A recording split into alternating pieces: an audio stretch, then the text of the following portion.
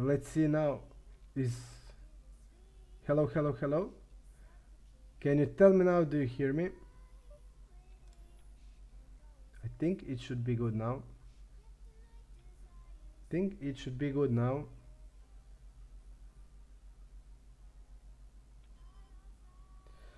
Let me know, is it good now? It should be good.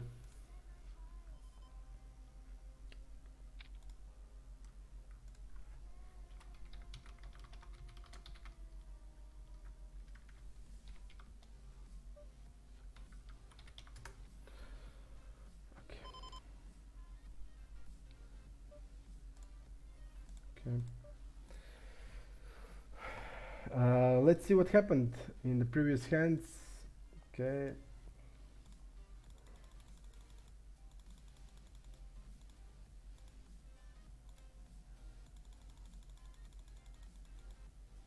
Okay. How this guy called probably 3-bet 5x 3-bet. Okay, we just have definitely fish. Big raise. Big raise, 5x raise with the nuts. This guy shoves. Okay.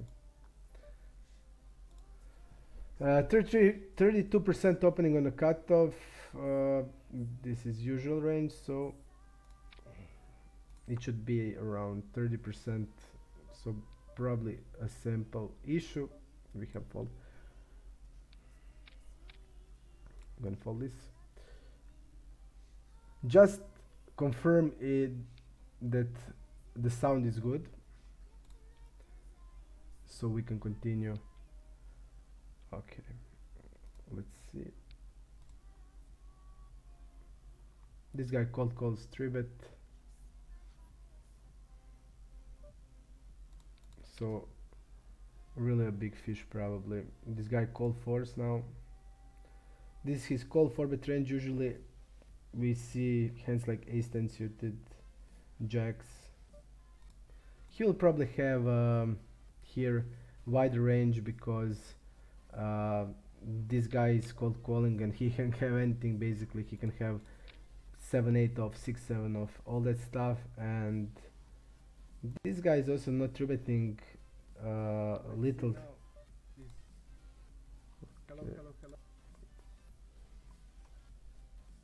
Okay, it should be good now, I think.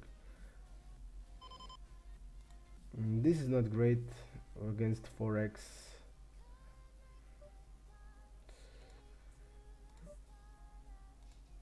And we only see a premium hands. We saw ace 4 off, but look at the size that he used. He used 3x.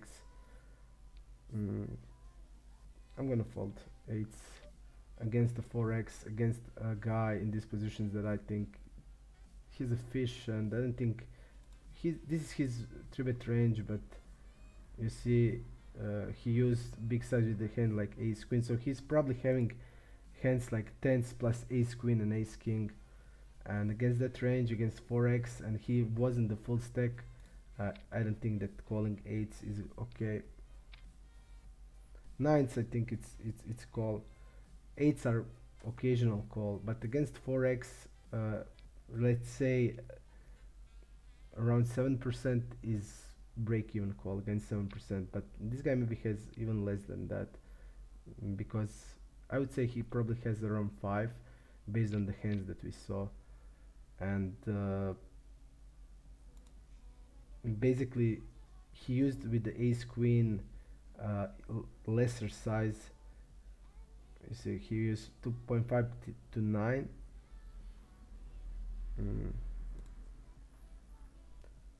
And until we know, I don't know the guy. I think we can fold. Let's see what happened there. I didn't saw it. Let's see. Okay, what happened there? Okay. Check call. Check call. What is this guy doing? He's turning queens into bluff against this guy. Pretty sick. Okay. And this guy doesn't, I mean, doesn't care. He's not even thinking about what this guy's repping. And would he play kings like that he goes to donk river? Because this guy will bet ace x on the river. Okay. There's no that hand that played. We don't see it in the replayer. So still Pokerstars has some bugs. We're folding. Interesting table here, definitely, because these two guys are nits, and this guy then suddenly changed. So all the table dynamics is changing when we have player like this. So we'll try to figure the guy out, to see what is he doing, to try to range him. Even that will be hard. I think this is open, bet flop, bet turn.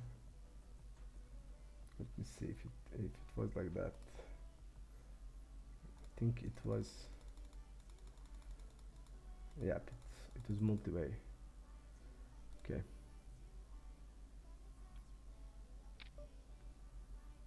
Okay, great. King 5, we're folding.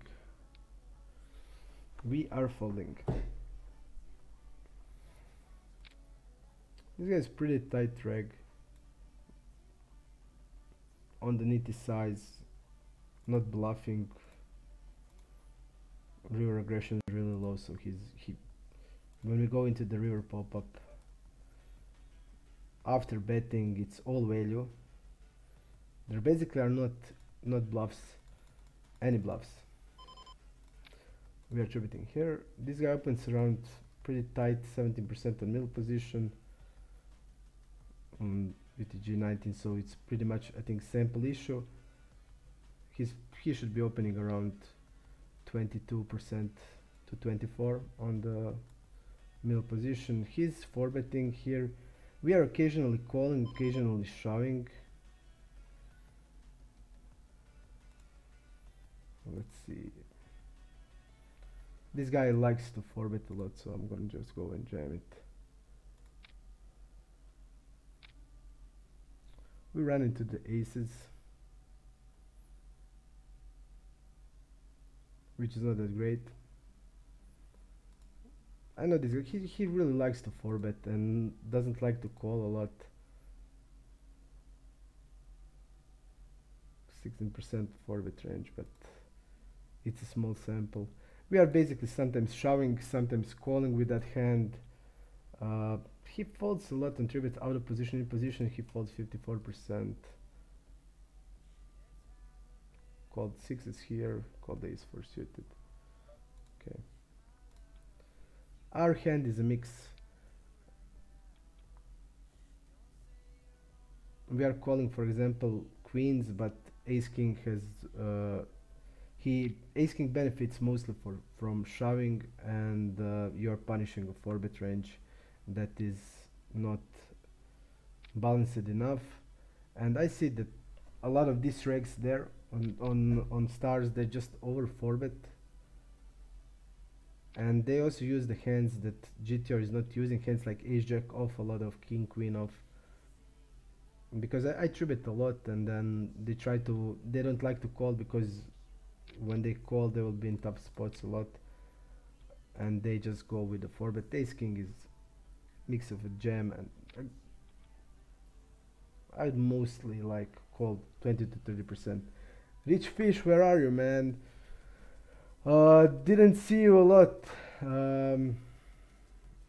You still didn't say your nickname, but even Arigold weren't in Supersport for a long time.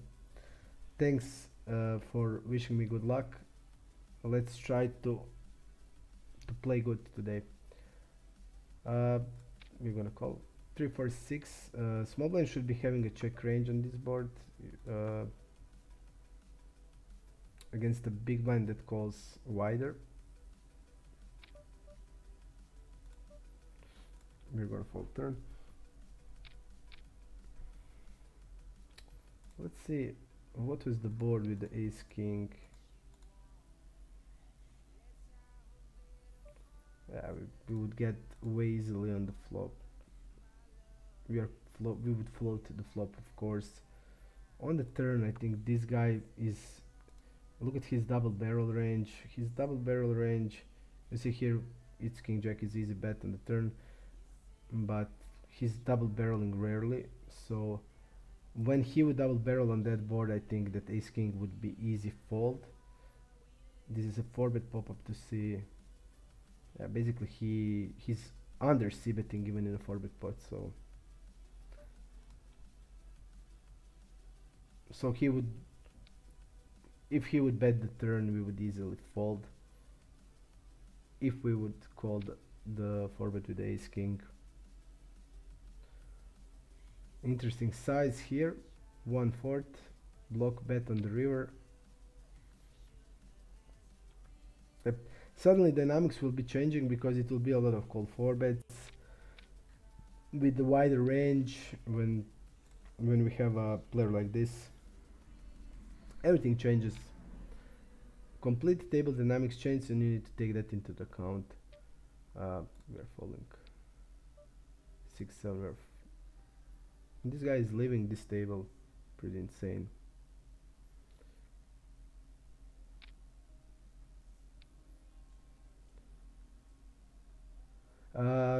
We also, did you notice that big blind now in these days are starting to be significantly bigger sizing in the 3-bets? So big blind versus UTG is going like from 2.5 to 12, 12.5, because people tend to, I mean, better regs tend to go polar in that spots, so they are starting to increase the size in the big blind.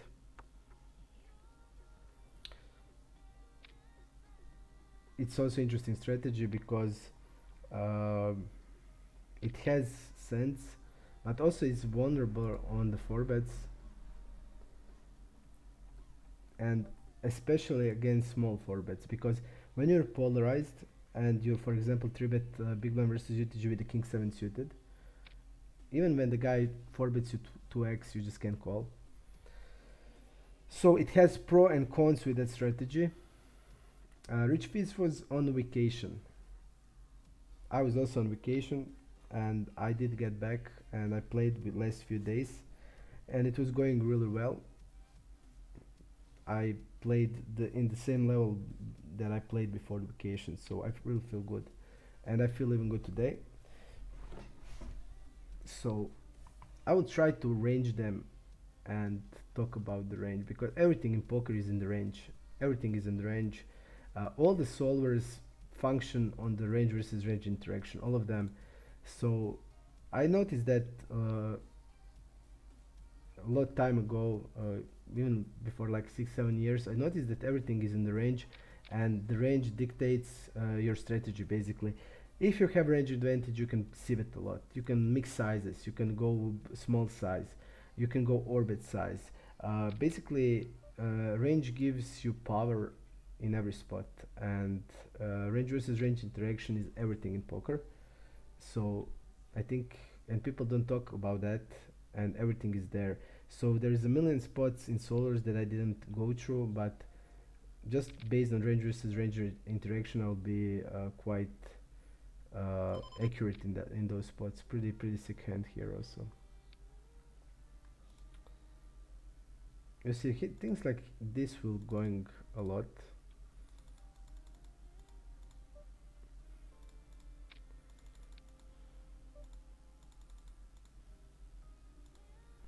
Don't know what to say about this hand. He's raising here with that, potting the turn. I think this guy made a correct call, definitely. Magic Man, hello.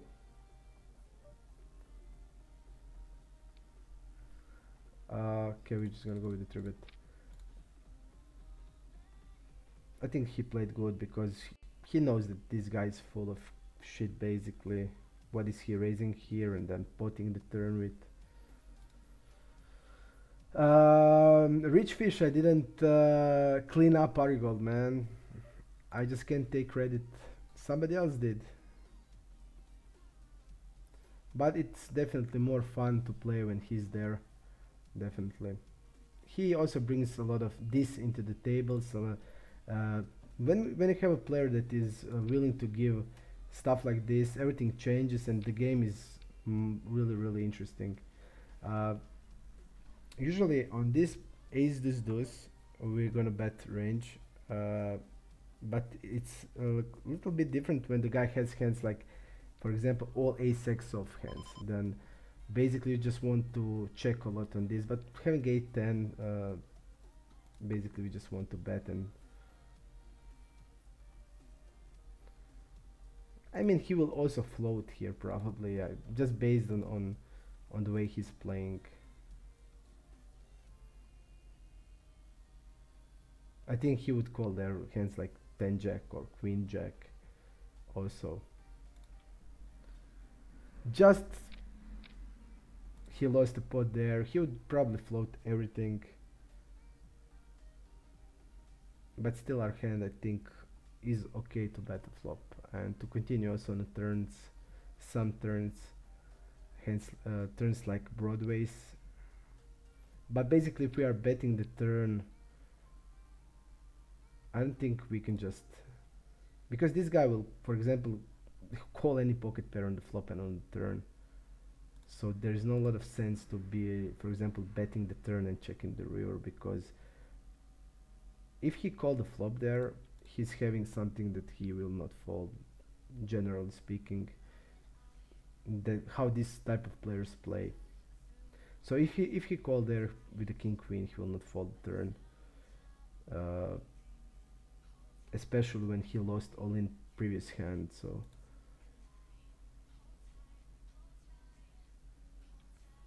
and in the last, like on stars, there's a lot of this type of players also playing every day.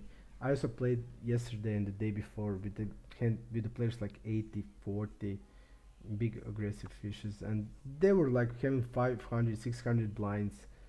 When that's also really insane. The game completely changes, and and it's really hard to range them because they basically sometimes call with ace jack, with the ace jack, and sometimes 3-bet with hand like king 4 off.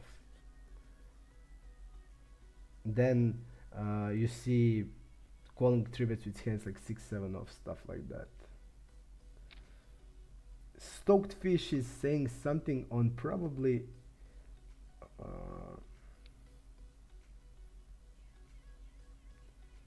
probably in Spanish. Please, Staked Fish, do it on English. We played a heads up a bit. I don't remember honestly that we played in last month. I played a little bit on vacation, but I don't think it was our gold. King 4 we're gonna fold. Ace 10 we are calling. If this guy calls, we are squeezing. Yep, we are just gonna squeeze. He'll basically call pretty light. And ace 10 is far from his range, far above.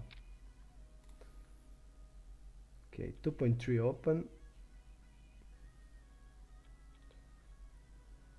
Okay, we're gonna fold. Jack 4 also.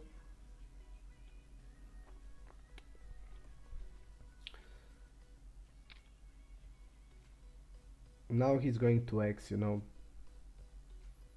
Yesterday the guy was opening 5 or 6x also all the time, limping or opening like that.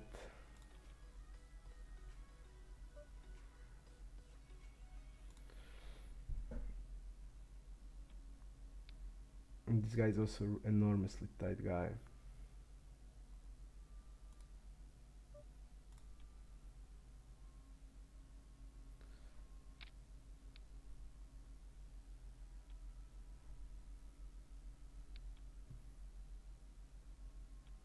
Check raising on the ace king 8.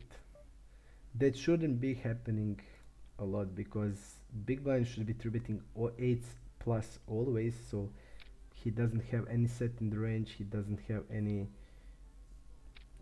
This guy just recognized that, and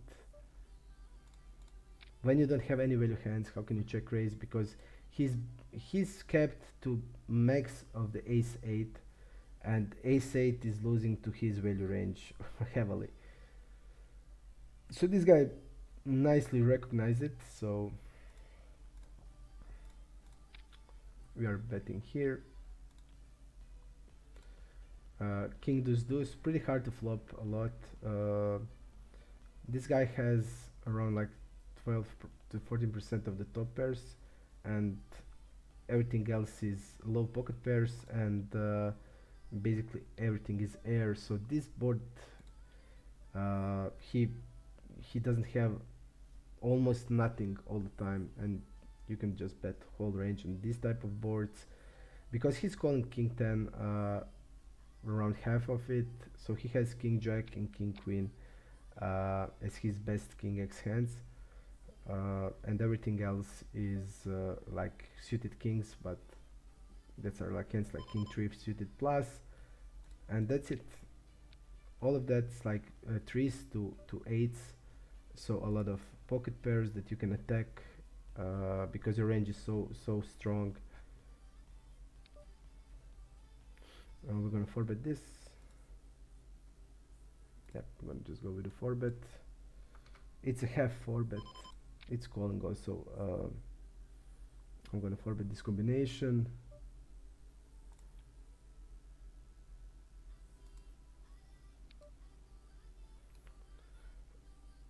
Our range looks like ace 10, king queen, half of the ace jacks, half of the ace queens. So we're gonna bet here a lot. When he calls, he's gonna have a lot of 8s, 9s, 10s. Hence, like ace queen is always in the range. King queen suited. Let's see how he reacts in the position. He doesn't fold flop, and he doesn't fold turn also a lot. So he's having 8s, 9s, 10s. That's gonna float always. This board is pretty good for us, because we just have a lot of these jack x hands like ace jack off, king jack off. We have a lot of queens plus that he doesn't have, and we also have hands like part of the jack 10 suited and queen jack like 1/3. So this board is pretty good for us. We are not forfeiting a lot of hands like 8s, and we are only like forfeiting 40% of 9s. So we can just bet basically even 9s and 10s against him, because we don't have a lot of 9s. We have more 10s, like more than half 10s. So it's not that many combinations. We can just bet it because we have a lot of top pair hands and over pairs. Basically we're betting range on this board. He shouldn't be calling ace jack off to that size of the 4-bet. And I think these boards also miss him a lot, so we can just put pressure.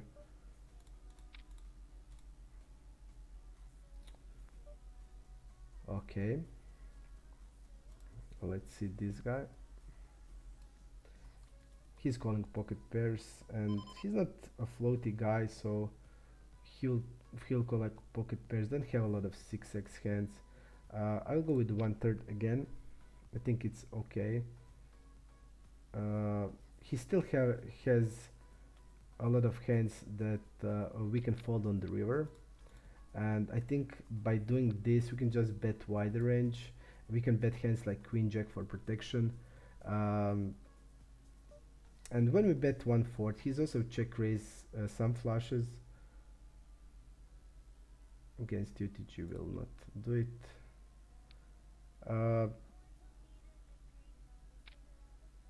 He still has all the pocket pairs that's gonna call 1/4, and on the turn he can still call pocket pairs with heart, and then we can bet on the river. Basically, I'm going 1/3 just that I can bet more queen x hands that needs protection, hands like queen jack or king queen without hearts, because I can just put them in the range all. We're gonna go like this against this guy. We are just going 3x. This guy is not gonna fold a lot.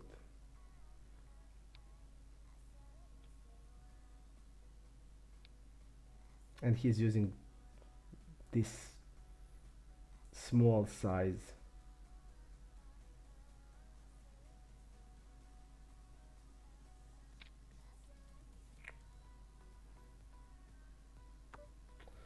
Pretty great flop for us. I'm gonna go half against him.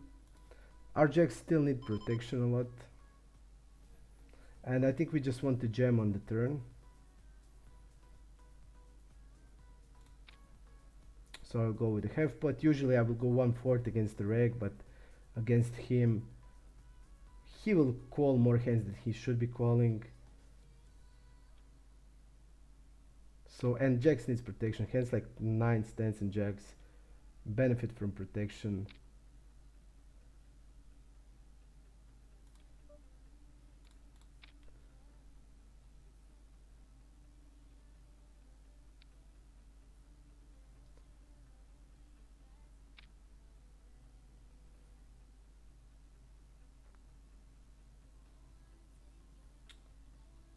Queen jack will be with 1/3 size.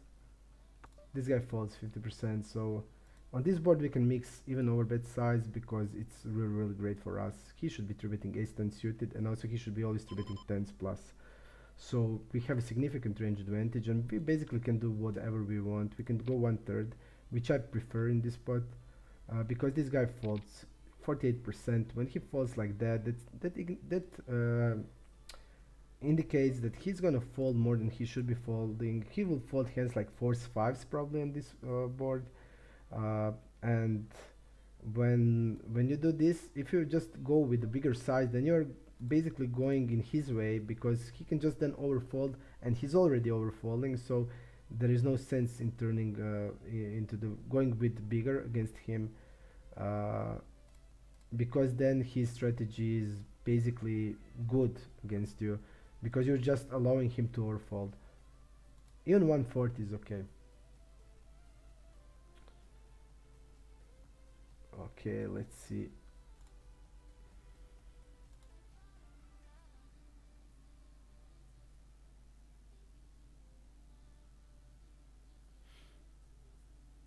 He didn't fold out of position when he called 3-bet once. He called to up to tower. He wants one time check raise and one time call. We don't know which hands he did call, so it was a 4-bet pot where we were in, but I still like jacks with bigger size. It is 1/4 size, 1/4 if we are against the reg, but when we are against wider range and against this type of player, I think it's a lot better just to go bigger and just to play 2-street game.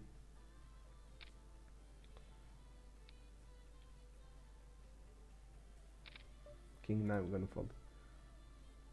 It's only 50 hands, but from what we saw, basically we just don't know his strategy very well, and it's pretty hard to know the strategy against this type of the player, because you know he did float, he didn't fold in 3-bet pots, but he's folding in the single raise pot a lot. He folded 2 out of 3 times against the c-bet. He called c-bet only 1 time. He didn't check raise ever, and he folded on the turn against the smaller size. So we just don't know what he's doing, and we'll try to just, this will be interesting. We'll try to find out how he is thinking. So he's now called for betting, and I would say probably it's a sign of a strong range when fish do it. And also, if you remember, when he called 3-bet with the nuts, with the 6-7 off, and when he flopped the nuts, he check raised 5x. So I would say when that there is one rule when you see players like that, I think, and that's like really good rule of the thumb. Their value is in the size, so they're just I think most of players like that, just most of the fish players, they're just, when they have it, they are just bomb it, and when they are weak, they are just turning the size down. Okay, interesting hand here, really interesting. The guy is showing here. We'll just go check the hand up to see. Okay, let's see what happened. I think it was 3-bet pot probably. Yeah. C-bet, the guy raised there. Immediately raise here. Okay, let's see he raised sometimes with the ace queen, but he immediately shoved ace queen, and he raised with the nines. He was going to 2.7x with the nines, and he's using a similar size now. Pot, have pot. Yeah, I would say this player is never bluffing this, and he can just jam with 2s and 4s also, or 10s.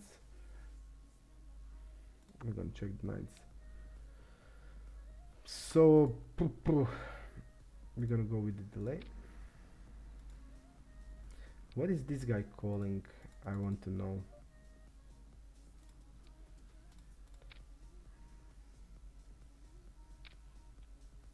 What is this guy calling on turn? He's probably, he called here, let's see. What is calling have pot there? I would say hand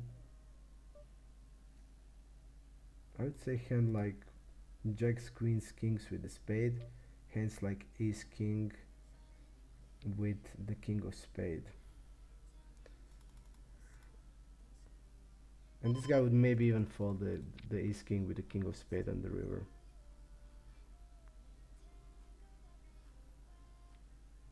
Really profitable. For example, if this guy is raising hand like queen jack of diamonds on the flop, I think pretty profitable. Yeah, labels. Okay, I will just write them up. I'm gonna go with the bigger size here. Okay, we're gonna go with the labels like this. Red, winning reg,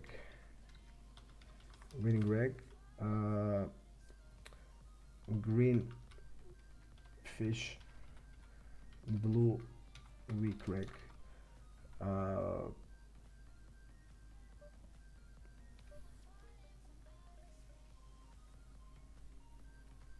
orange, mid. Okay guys, that are the labels. We're gonna go like this. Okay, we are squeezing tens, pretty tight range. That's, I'm just gonna fold against this size and against this type of player. He called the 3-bet 2 of the 2 times. First 4-bet going almost 3x in these positions. I'm gonna fold it. You agree with the orange. You agree with the orange. Yeah, when I mark somebody orange, it's orange as shit.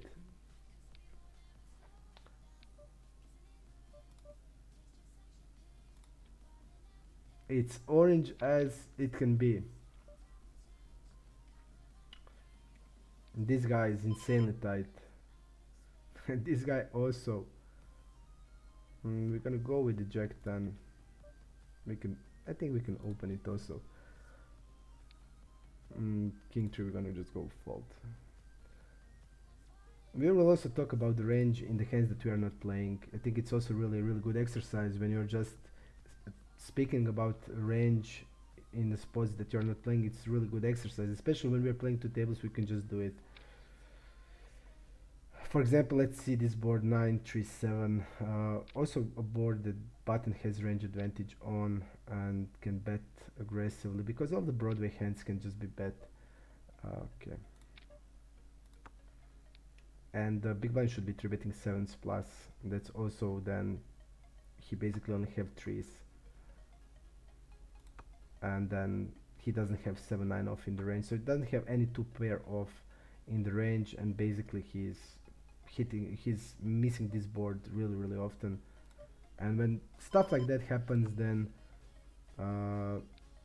button can be really aggressive, and this guy should be check raising with a bigger size also. He used the size that I don't understand what is representing. Yeah. What is this guy now wrapping with an overbet? Nines, that's not betting the flop or turn, or we just don't know. It will be hard to range green players, really hard, but if you figure them out, then you can make a lot of what I always look is their patterns, because all the fish and weaker players have patterns in their game more than the regs, because they have the simpler way of thinking of poker, and then their patterns they just stick to it a lot, and they change it mostly based on the dynamics on the table. If they're losing or winning, they're then changing it. But basically, when the dynamic is normal, they have the pattern. They will stick it. For example, first I look is betting patterns, and 90% strength of their hand is in their size. So strength of the hands always represent the amount of size they're using. They're like 90%. Magic orange is in it.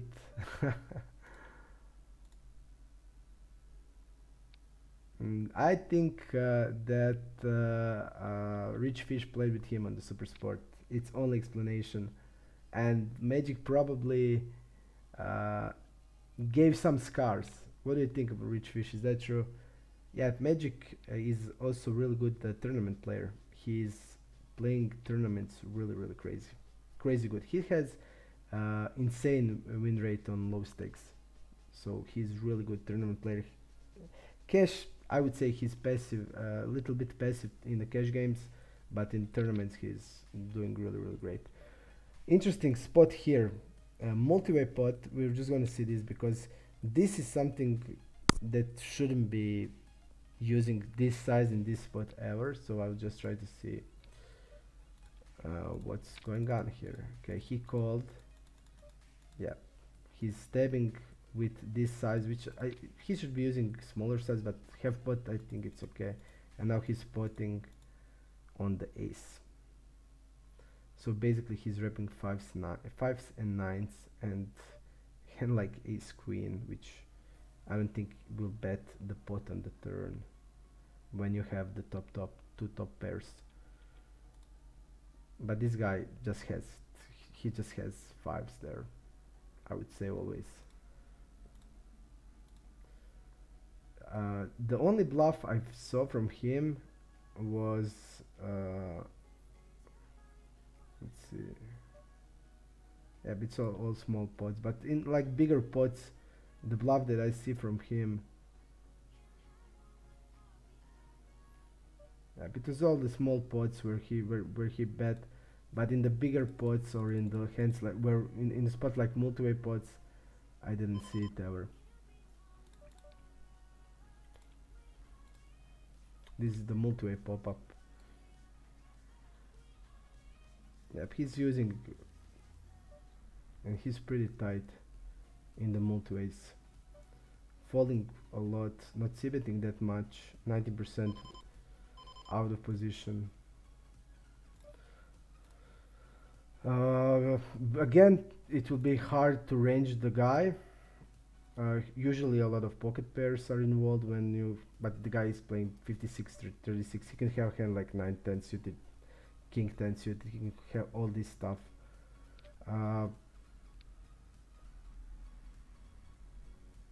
He can have hands like king queen, ace queen. He can, but mostly from what I see is a lot of pocket pairs. I'm gonna go with the bet on the turn. We are blocking ace queen, which is I think important. We have the ace blocker also. He will still have a lot of pocket pairs. They just call with the eights, call with the fours, fives. He's gonna call a flop always.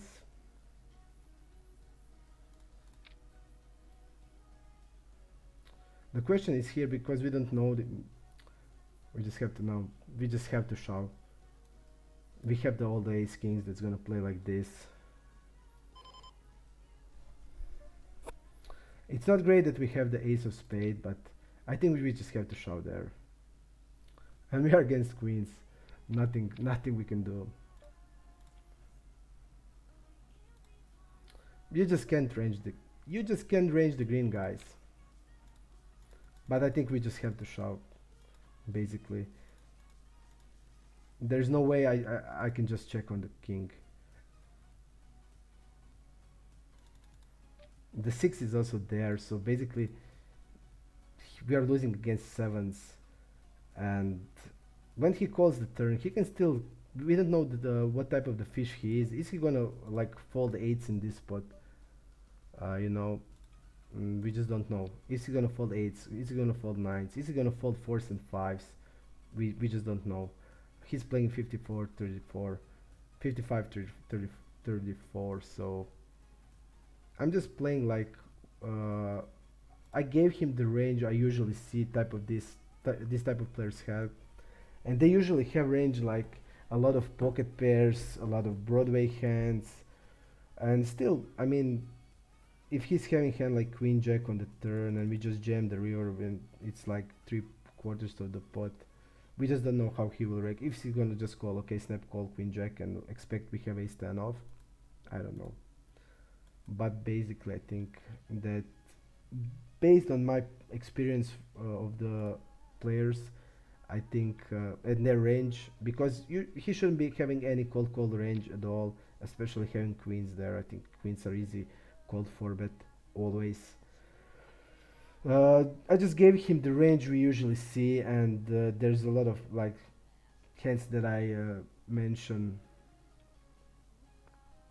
And I mean I don't care when I'm called again, when I'm called with queens, it's not important.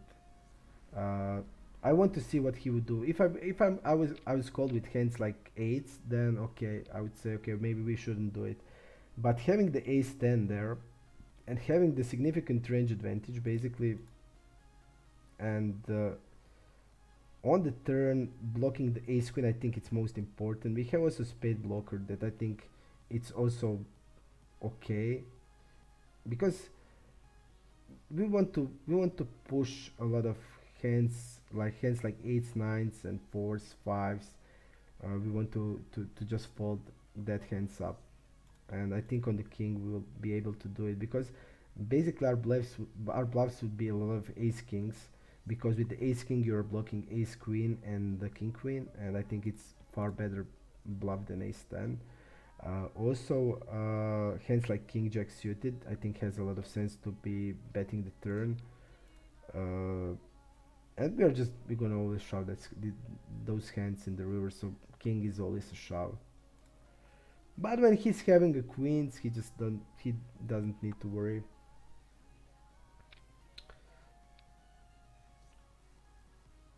Okay, we just tried to see everything they're doing. Okay, he opened the UTG, ace 4 10.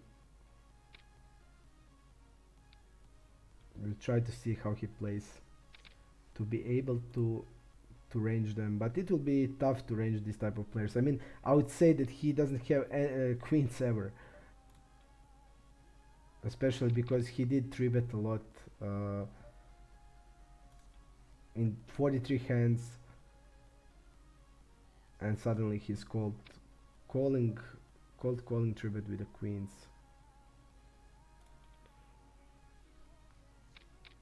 Okay,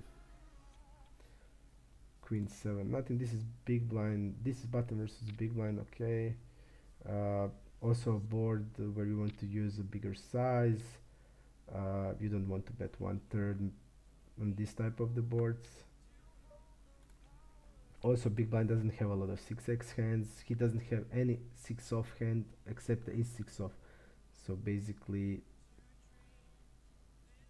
he doesn't have in this spot he doesn't have the trips advantage.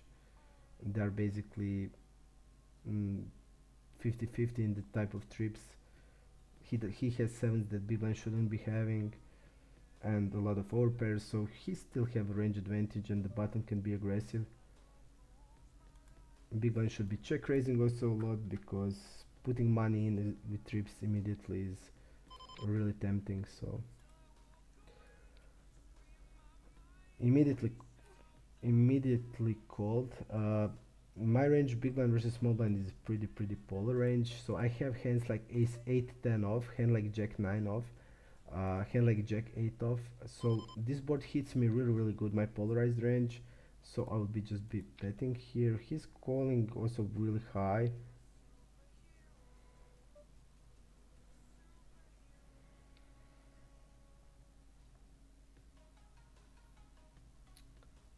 This is not the greatest card.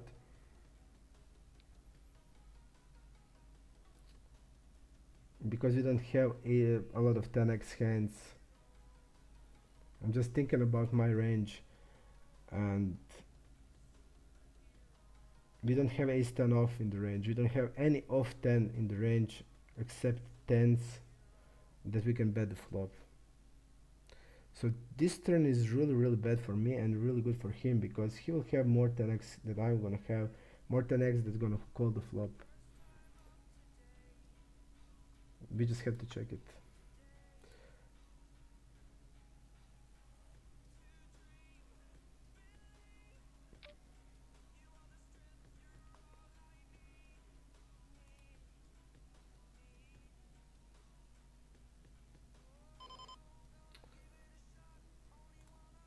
He's not using a river bet after check. He's not using the smaller size as a bluff app. He's using it like weak hands like top pairs. We just have to fold it. It's tempting to go with the raise, but then this guy will probably ask when the showdown is 30. Let's see how much he bet calls. He bet folds a lot. If we raise there, we need to go with the smaller size. We want to like rep hands like an overpair.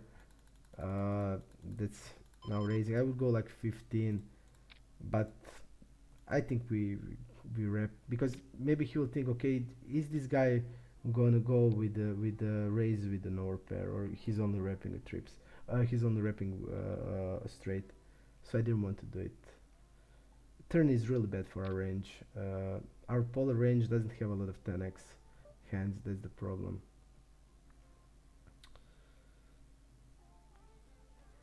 Gonna check. Really bad turn.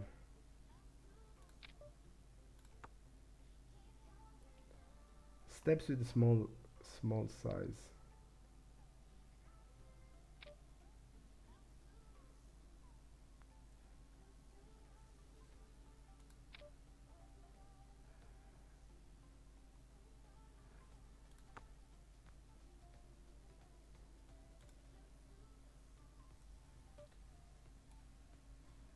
Look at his aggressions.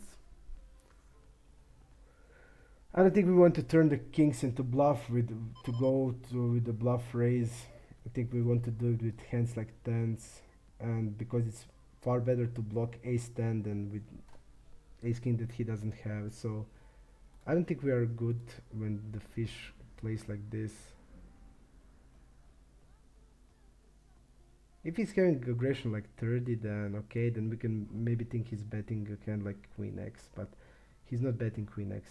This type of player went to showdown, have won on showdown, and we don't want to bluff with the kings. And if we are having tens there, I think we just have to jam. I think tens are really good, because this guy is a fish, but his went to showdown is low, so against him we can just bluff him. I think this guy is capable, based on the stats, to fold hands like ace 5 or ace 6, and we'll have hands like queens there, hands like ace queen. We'll have also jacks always, so we need to have bluffs, and the bluffs that has most sense are hands like queen 10 and hands like tens. So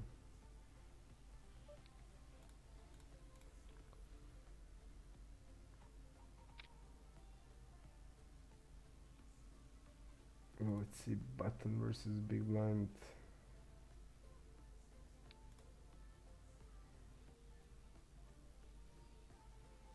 We're gonna call.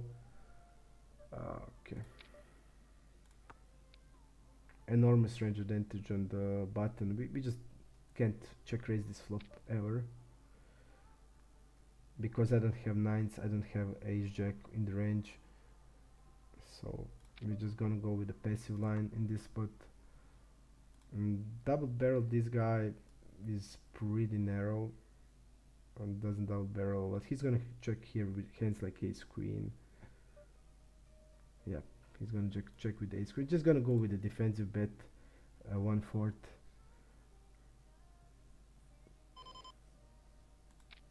I think it's good.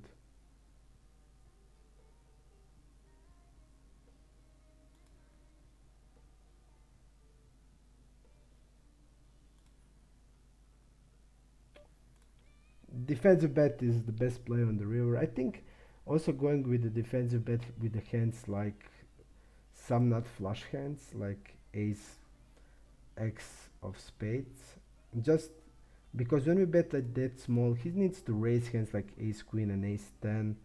This guy won't raise ace 10 ever, but he was gonna raise hands like ace queen and ace king that he's gonna check behind, and he's gonna check behind here for sure and go with the bet check bet line. If we don't block the river, and when he's going with the raise, I think we can just punish him with shove, with turn this into bluff, just go with the shove or a big raise, just based that he's not going to check behind a flush enough or ever. And okay, we need to find a new table also. This table was good, unfortunately it break down. Okay, we'll turn one zoom until we find the table. Okay, let's see. Okay, maybe we'll find the table now. Okay, if not, we'll go one zoom until we are in some tables. I'm on wait list, so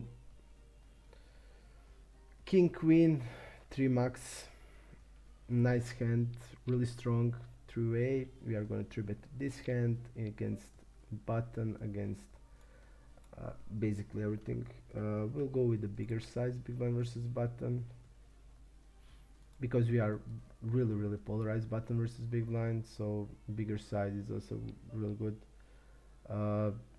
On this board we want to also bet big size. We have a lot of hands we want to protect, hands like nines to jacks, eights also. We have a lot of hands like ace queen, hands like queen 10 and queen jack that we want to protect. So we are betting polarized here. I'm gonna go with the bigger size.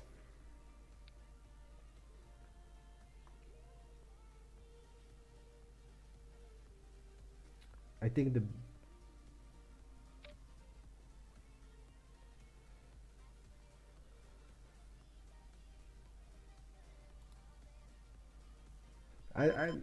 I will not check against this guy, because this guy will just take the free card. I will just go with the jam.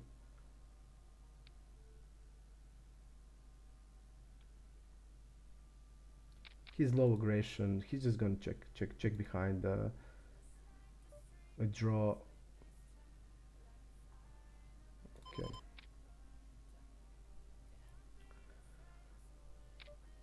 Definitely bigger size on the flop.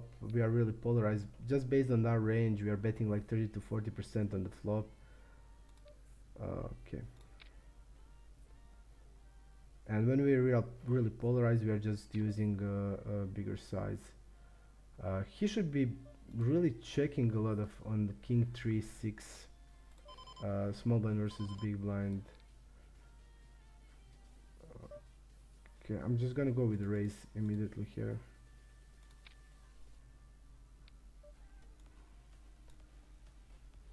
You know, smaller versus big blind on this king 3-6, he should be really checking a lot. He he has, you can say he has range advantage, but it's not that much important because he has a lot of range that needs to go. For example, all the pocket pairs till kings that wants to pot control it, and he's basically the pool will always over sibet that flops, and that's the reason. Okay, we have the new. Okay. Okay, we have the new table. And when somebody is over sibetting, you are just punishing them a lot of with raising.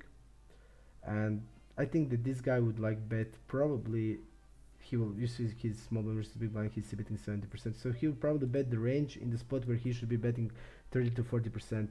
And when it's something like that happening, you just want to attack and raise a lot. So, and also big blind versus small blind. My call range is around 70 to 75%, so I'm gonna call hands like king 6.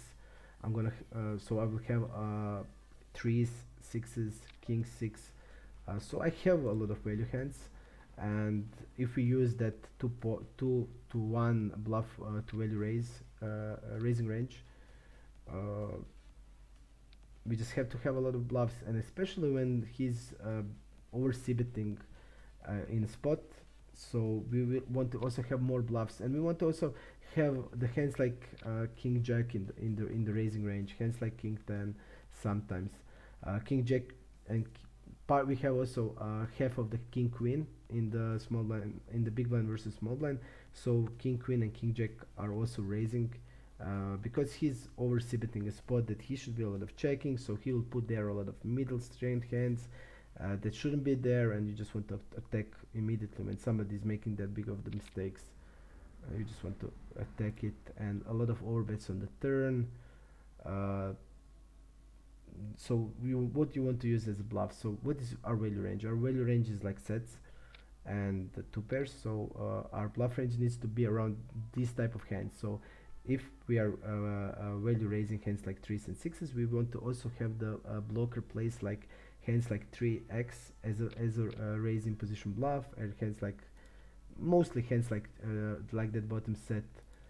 You want to raise hands like, for example, ace 3, because it's obvious you block aces, you block ace king, and put a lot of pressure. Hands like say 3-4 suited, where you can just go with when you can get the also the draw with it.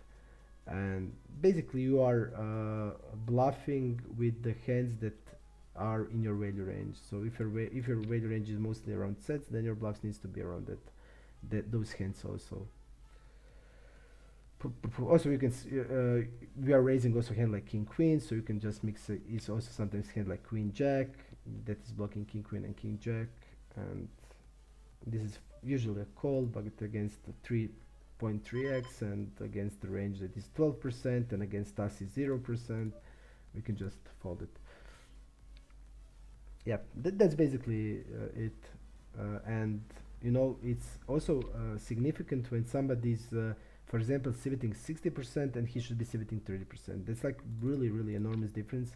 And just then think about how much different it is when somebody is c-betting 100% in the spot where he should be c-betting only 30 to 40%.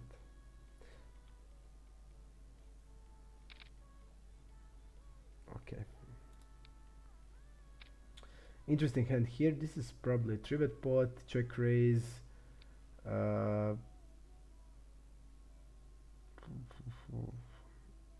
Strange size he used. I think he should be using a size that's gonna shove the turn, because what he's now gonna do, yep, 2-8-5 hands like jacks and 10s should be in the check raise range. Queens not that much, because he shouldn't be having them that much. Cutoff versus button, he should be mainly jamming the queens. Okay.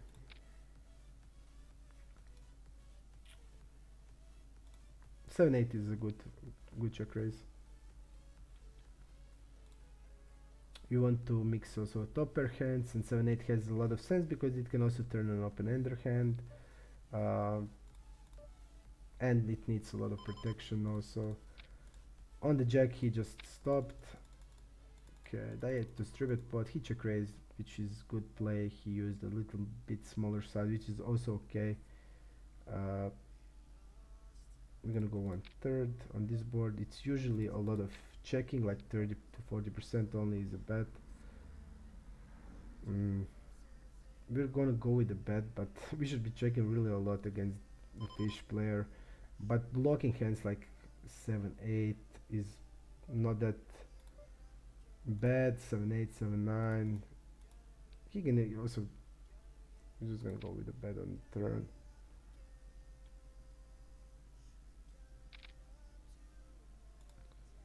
I'm gonna fold there.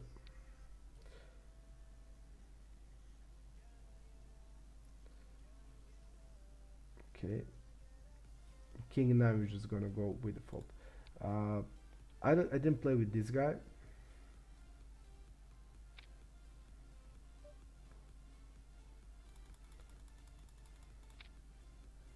We're gonna go with the bigger size. We are big one versus middle position, also really polarized. Our value range is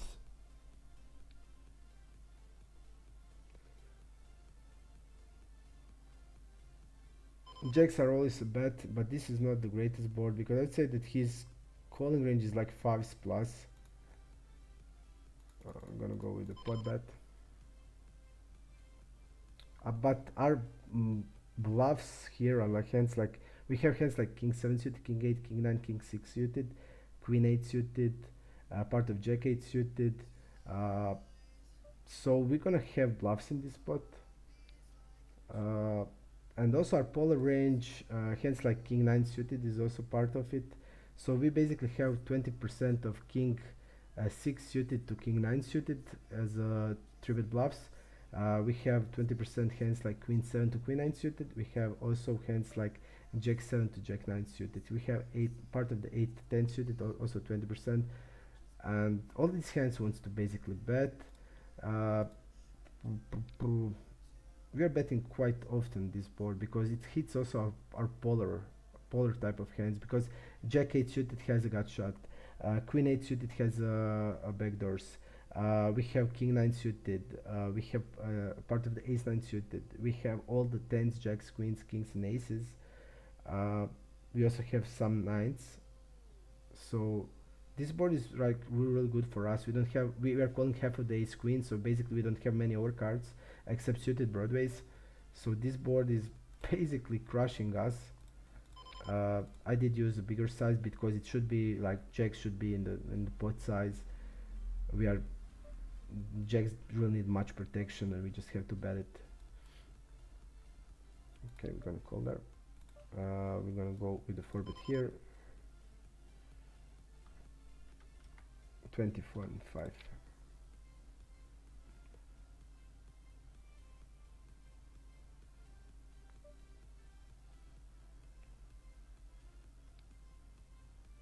Not the greatest board.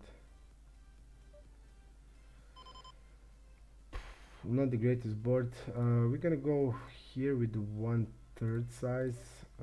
We are wrapping hands like king 8, king 9 suited. We're gonna go 1/3 here, but definitely not the greatest board. He still can have 8s, 9s, but jacks would be sharp, but 10s and 7s are the problems. Like the worst possible turn. He should be donking this turn. And what is the worst? We don't have many 9x. We have king 9 suited, 25%. We have queen 9 suited, also 25%. And jack 9 suited, 20. We just have to check it.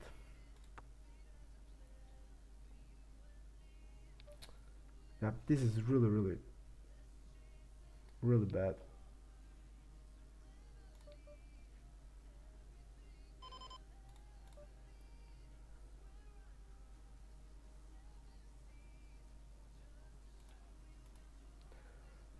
Really bad turn. I mean, he can bluff. We're going to check here. He can bluff ace queen. in this spot. Our hand is call also sometimes. I mean, also aces are better than kings.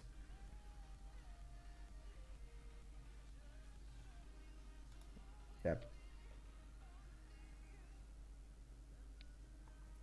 We're gonna check the river because we rarely have a straight, and I have a straight now, but we will rarely have it. We're just calling when he's over betting. He's basically repping a straight, so we're just gonna call.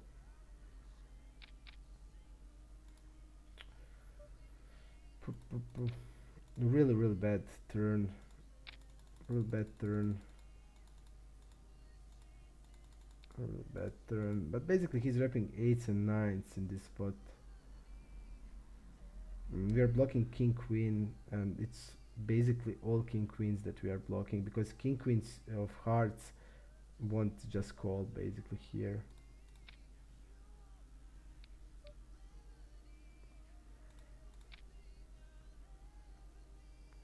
We can go small again.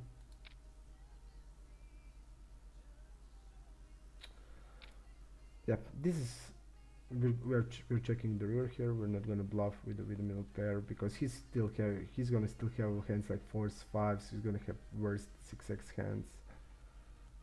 Okay, our hand is mostly a 4-bet, but against this guy, against this size, I will be inclined to call. I'm gonna check here. 5-7 off. You see hands like this just benefit from the small bet on the turn. Really great.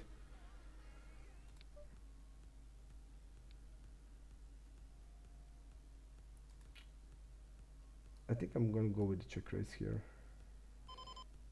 against this size.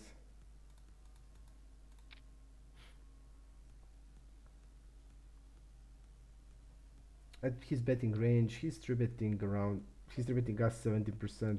That means he's gonna have hands like ace jack plus, hands like 8s.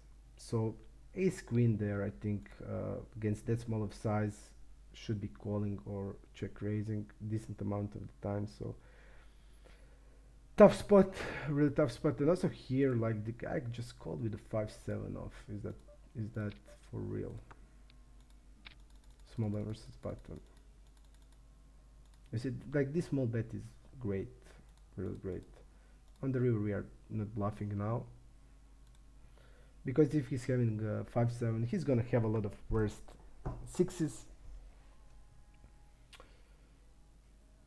What is checking king jack 6-9 to tone, like hands that mostly are like 8s and 10s, and hence he doesn't check fold. This is his check folding position, so that indicates he's having a strong range in the hands like top pairs. You see he's checking a top pair, ace-9 on the ace deuce 10, so he would probably check hand like jack 10, queen jack. When he's double checking in position, I would say mostly that he has a showdownable hand. Hands like 7s, has, in my mind, is like now 7s and 8s, or hand like, but most like hand like ace 6 or 7 or 8s. I don't want to bluff with 4s. And he should be betting ace king and ace queen, king queen also. So I think we are losing most of the times with the 4s here. We are maybe splitting with 4s sometimes, but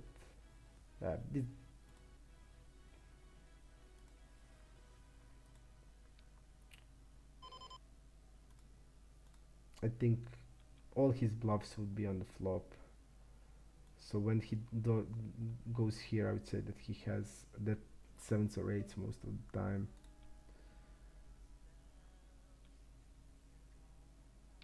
We should be calling on the river, but against this guy I will not do it.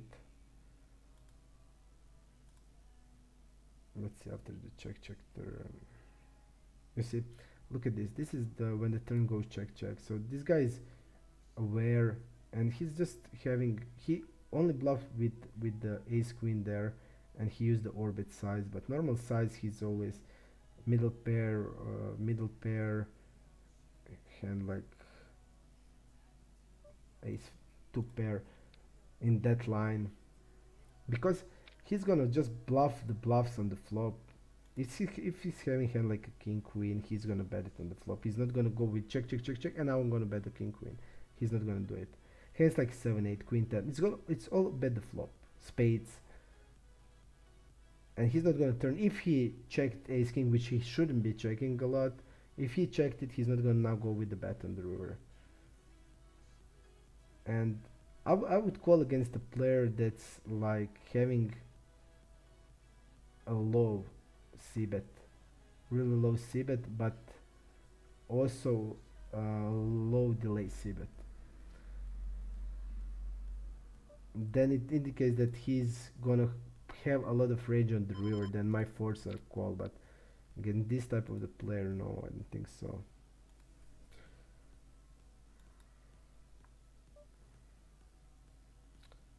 And also 57% c-bet in position. But also I think what is important here, in my opinion, is not that like 57%.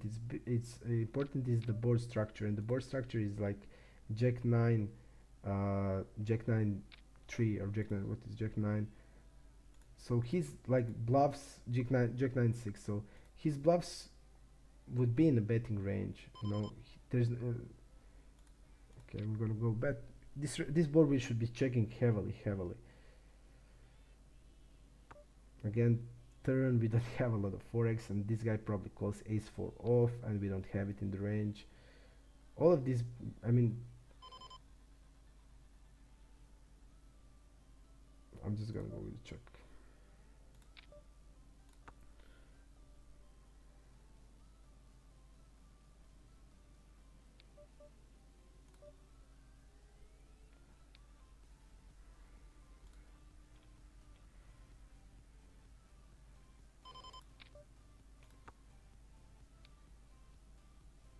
He called with the 7-10. You see, when you see something like that, he will have far more forex than we're gonna have. So just correct the plays to check behind the turn. If he's having 7-10 off, he'll have king 4 off, he'll have ace 4 off, and all of these hands will fold the flop.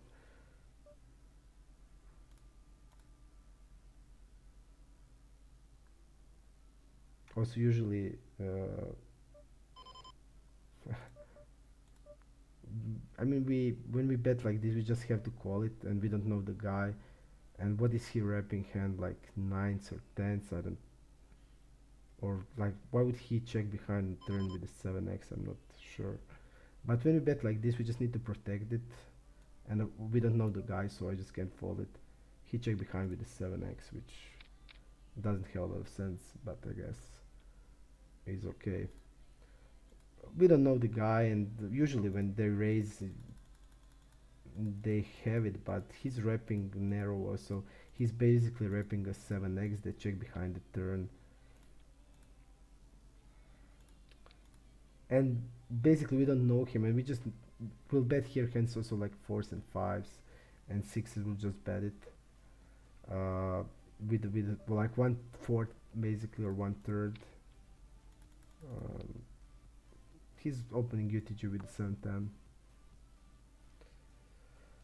1/3. 1/3 raise.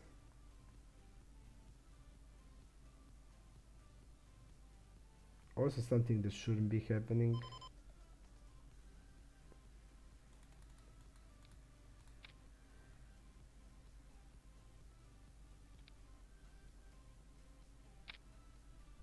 We just, when somebody's doing stuff like that, we just go aggressive, also with our bluffs.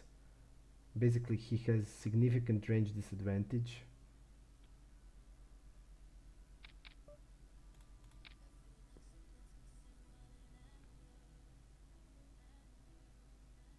So we just need to attack.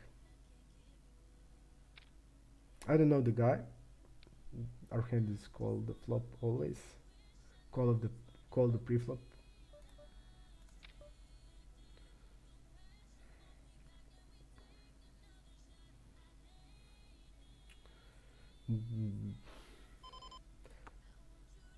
Good flop for us also, because we have We have nines, we have tens, we have a lot of jacks, so half of the jacks.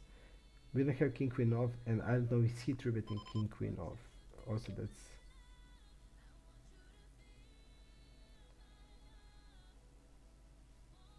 if he's having hand like a jack off and king queen off, then he should be betting the range on the flop, and I don't know if he's having it. But basically, we are opening really wide, so he can have it.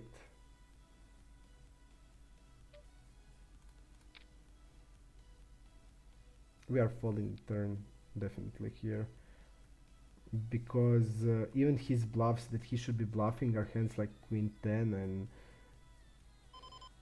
are beating us, so and ace queen and ace king got there, and he should be betting them also. Okay.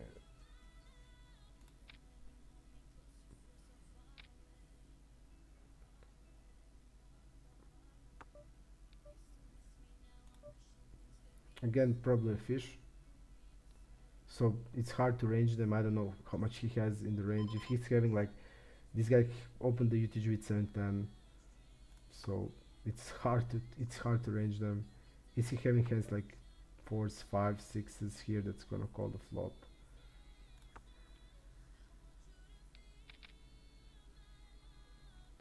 Okay, he's gonna float. It will be easier when we got to know them. Float of the flop. Okay.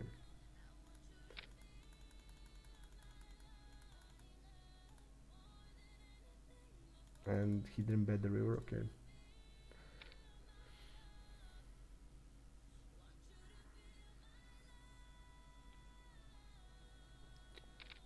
Today the fish is crushing,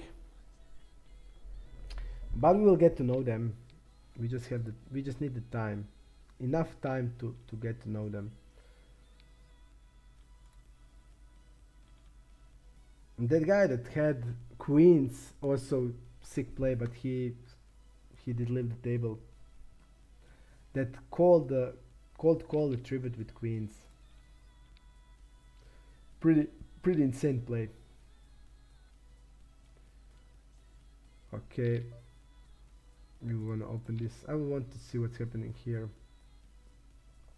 I expect to check here. Do you have a win rate on 2-1 on stars? Yep, I have a 10 BBs documented on stars, on NL200 on stars.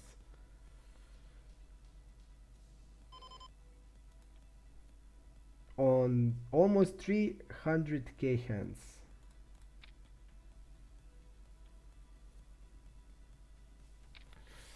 Button is calling. We're just gonna fold. This guy's squeeze is pretty strong.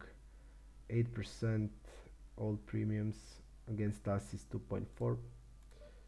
So we're just gonna fold it. Prefer whiskey. Nice nickname.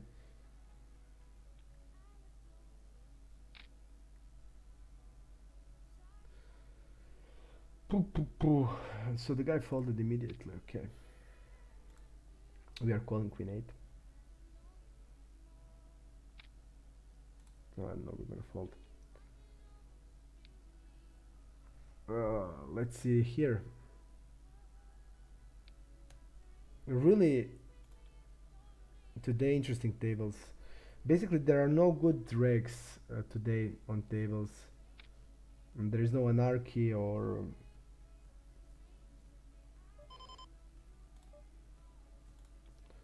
so really nice tables.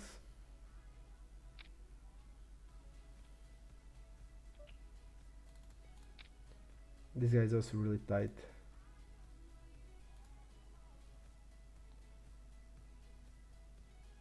Not the best flop.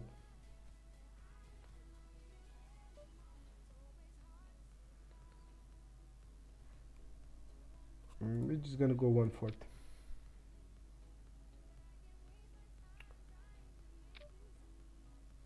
Okay. I think with 1/4 it's okay to bet. We're still gonna fold. We have a gut shot, and we're still gonna have a. We can bluff on a lot of turns, and I think they, against that small of the size, they also give up strength of their hands a lot. This guy first calls on the small blind because of the big blind, so I would say mostly like hands like pocket pairs. Okay, I'm gonna bet with ace king here. I think it's mostly hands like deuces, threes, fours, sixes, and hands like king queen off, ace 10 off, mostly stuff like that. When the fish is in the big blind, they just go with the quality in the small blind. Okay, we're gonna bet bigger now on this board. We're gonna go, we can go like this or like this. We'll go bigger.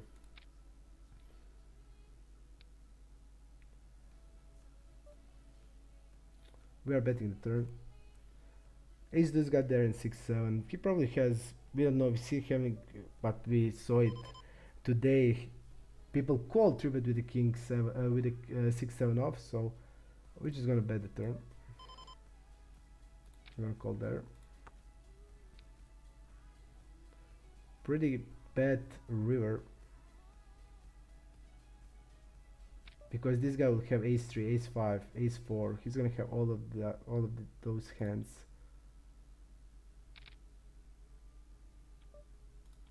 Really bad. Yep. I expected a donk river.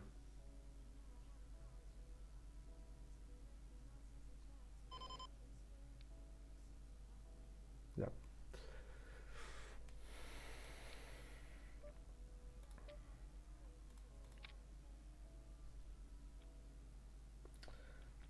I mix a side, so 30k hand, 300k hands is like in last 2 years that I played.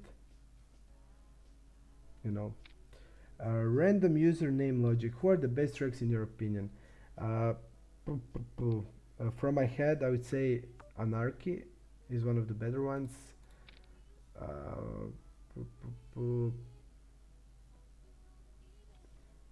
Anarchy, a random bluffer is okay, and Andre is okay. G Andre.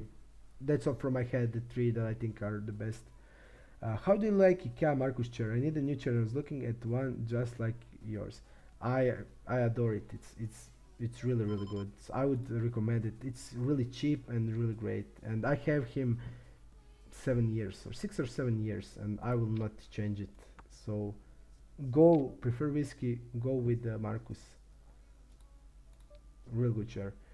We're gonna mainly call. He's 43% opening, so usual stuff, betting a bigger size, that's okay. Let's see, is he bluffing without equity? That's important. This is gonna barrel hands like queen 10 off or king 10 off, or hand like ace king on turn that he should be also betting his no equity hands. We're just gonna go with the block with 1/4. I think it's okay.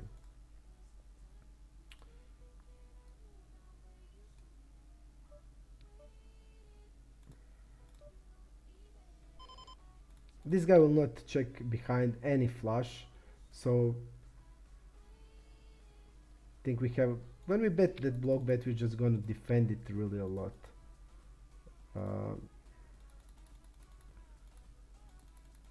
And he didn't double barrel ace 3, which I think I would double barrel it, not blocking the clubs.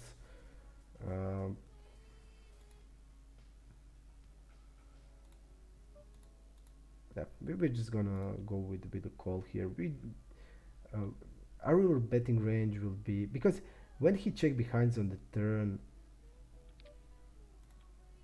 look at his check fold. It's 50% skip c bet check raise. This is the first time that we saw it. It's ace 3. I mean, we just need to defend it, because with the jack 7 we are not blocking anything. It's better to have a hand like jack 10 with a club, of course, but in this situation it's not that important, because in his range, look at his double barrel. His double barrel is 65%, so this is c-bet in position, this is double barrel in position, so he will double barrel, especially when these does come. He will double barrel the flush draws for sure. So He's basically repping fives and ace-3, and I would bet fives. Really, I would bet five because they need a lot of protection. I would bet them. Ace-3 I would also bet. So okay, this is also raise versus bet. He's not raising, and he did raise, and what he raised, it was a nuts, but it's only 2 occasions.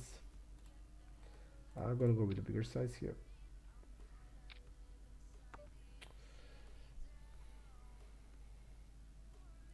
I think we'll have troubles on this turn.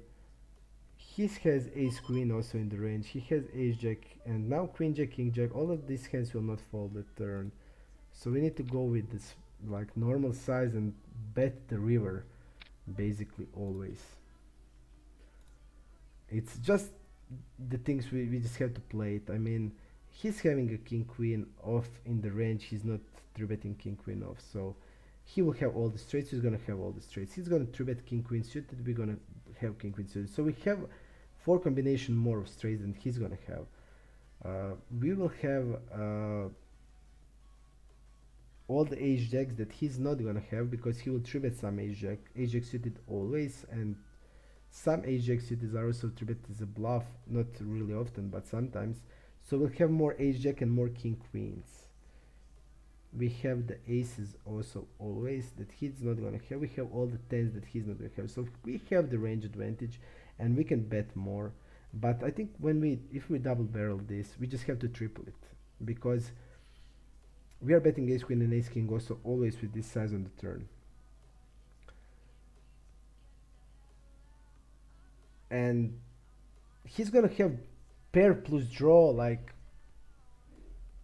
all the hands that are calling the flops gonna basically have king 10 off, queen jack off, queen 10 off. Always gonna have pair plus draw that's gonna call the turn. And we just need to figure it out. Is this guy gonna just call enough triple barrels on the river that we don't have a profitable bluff? I don't think so. Usually the guys like this, weak regs, even he's winning on my sample, but it's only 3.2k hands, and I mark them based on the team stat name. So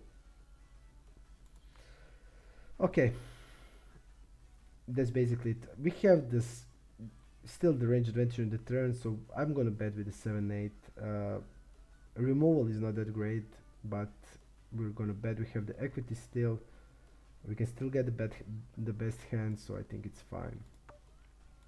We're gonna check behind on this board against the fish. We're gonna check it. Prefer whiskey, no problem. I will also stream some VCOP that is coming. Call here. I'm gonna stream some VCOP, so I will also, I think, stream maybe even tomorrow. I will see. I will let you know in the poker strategy. VCOP is starting Sunday, so I'll stream it. So just come by. It will be fun. It's always fun to talk about the range, to go through range versus range interaction. We'll also have a PO stuff in there, so it will be a lot of fun. We're gonna go big against 4.5x. Against the fish, I would just have a check range on this board, just to protect my whole range.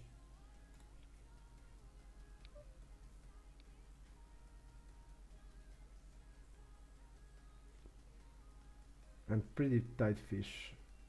Usually this hand is a call, but if I'm calling a flop, I will not basically fold a lot on the turns.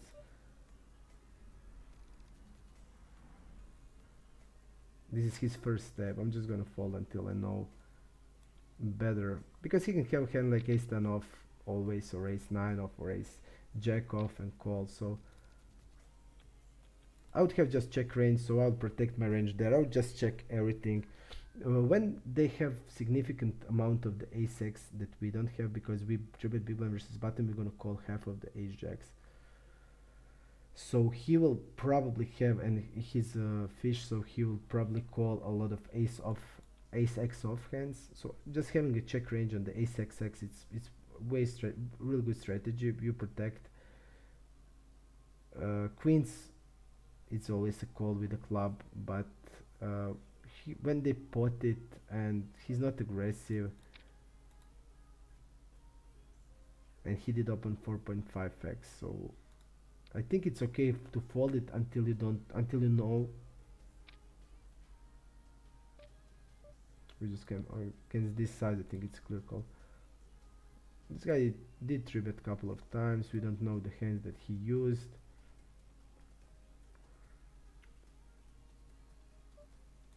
I'll go with the small 1/3. I think it's okay. Pretty crazy tables today. And you know that queens are really good because you block ace queen, but that's generally speaking when we are in the like GTO ranges. But when the guy has like ace 10 off all combinations, like your queens they're not that good anymore, and their removal is not that even important in that situation. Okay, we're gonna go with bet.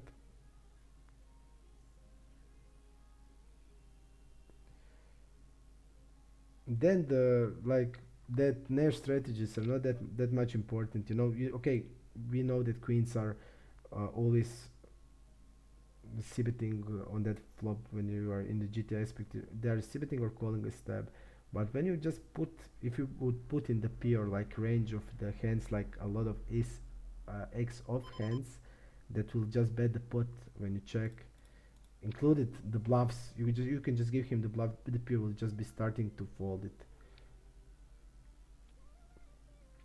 And this is the based here, it seems like a passive fish.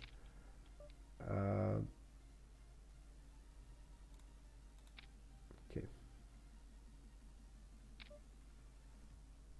this 10 is really great for us because now we have a lot of hands like ace jack, ace queen, queen jack.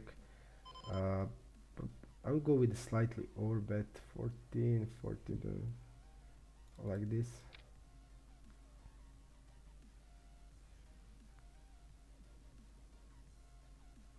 He did quickly call the flop on the king 8-4.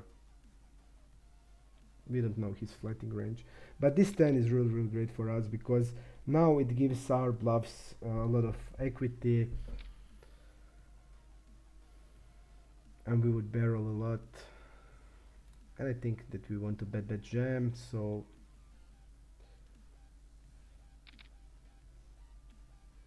I think it's okay. Attilano, queen 8, we're gonna fold. We're gonna tribute him linearly, like complete linear range, like ace 10 off plus, king jack off, queen queen off, because he's opening 50-40 from like UTG middle position, so he's gonna open like hands like ace 4 off, so king jack, it's like immediately 3-betted. I would bet whole range on this board against him.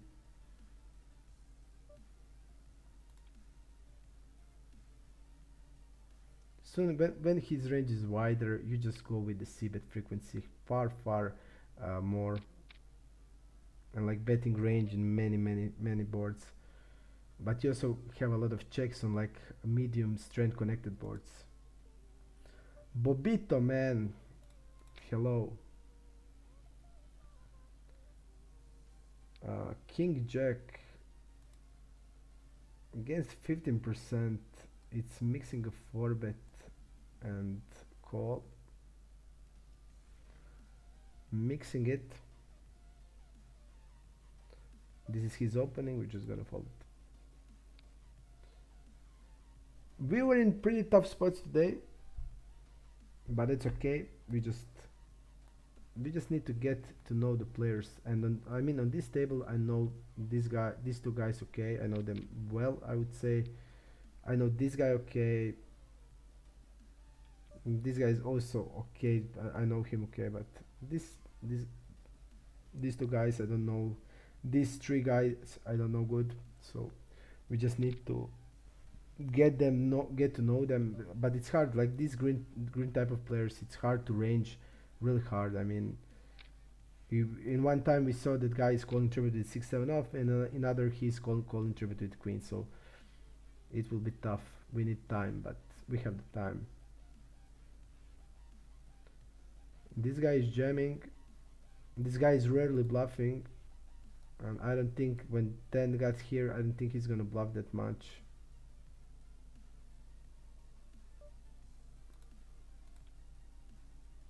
When this guy is pot shoving, it's I will just see the action. I'm not sure how it went. I want to see it. This guy probably has king queen because he's thinking that much. Let's see. Yep, 3-bet call. Okay. I wouldn't say now king queen. I would say him like jacks probably, or tens. He doesn't have jacks, tens for sure, because he would call, and basically he's left with probably jacks because he thought about it till the end. And tough spot for jacks. This guy value range is probably king queen. He should be king queen plus, but I would say that this guy maybe ace queen plus, because he can just check behind king queen on the turn. Also he's really tight. So I would say his value range is ace queen plus. He's having deuces, that's he's not falling to 3-bet a lot, so he has all the pocket pairs.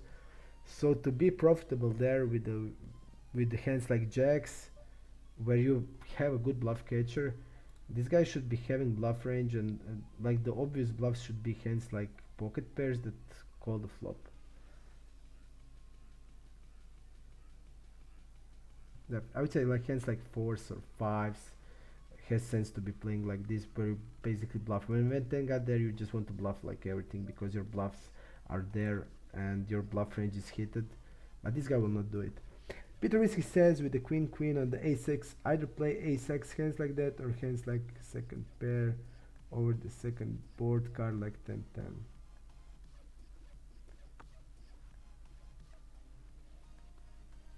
Yeah, I agree, but also it's the problem that we are against a passive fish, and when we don't know it, we're gonna call 2x against the fish with every hand we have.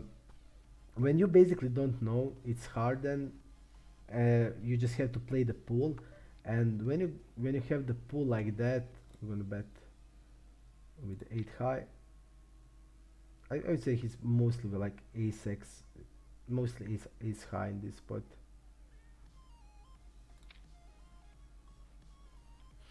So what I was trying to say, you just have to play the pool, and I immediately in my head just think how the pool play, and by pool I mean the players like that, fish players like passive fish, white passive fish, how they play when they open 4.5x and call 3-bet and then pot.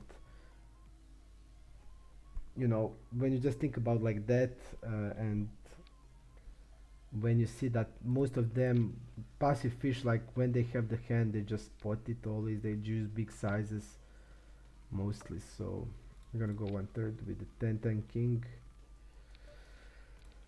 Yep, that's it. So basically, why would I do when I don't know the player, and I just play the player type? Why would I just go and call the, because the queens are GTO call in that spot, or GTO c-bet 1/3? Why would I do it when you play player like that? He will not exploit you. I mean, I will check my whole range, so he just can't exploit me basically.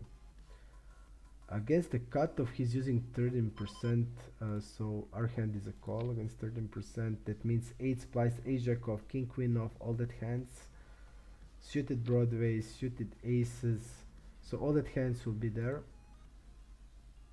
Okay, let's see multi-way pop-up how he plays. He bets multi-way in, yeah,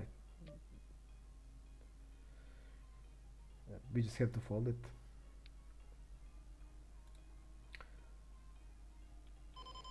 Is he gonna bet hands like ace jack in this spot?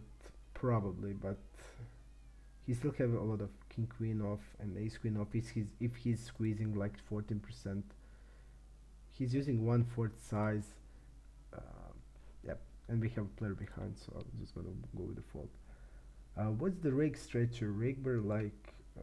What's the rake structure and rakeback on stars these days? Okay. Usually they give you Lualua. Usually they give you 40% monthly rakeback. I have 10%. I have 1 month's 40, and after that they just gave me 10%. So they, when you have when you are winning, they just cut you down. But I have around like maybe 20%. You have the chests and the monthly rakeback. So monthly rakeback is 40%. Chests are something like 15%, and you have the leaderboards. I mean, they give to recreational players really a lot. I would say like 55 to 60% with the recreationals. So I think it's fine. What the Dempsey did, he did with the a7 there. Flatting 6/8 suited is good. He didn't bluff the river, right?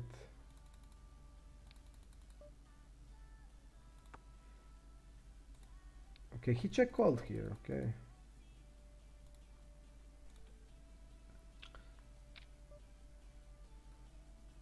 Queen 3 we're gonna call.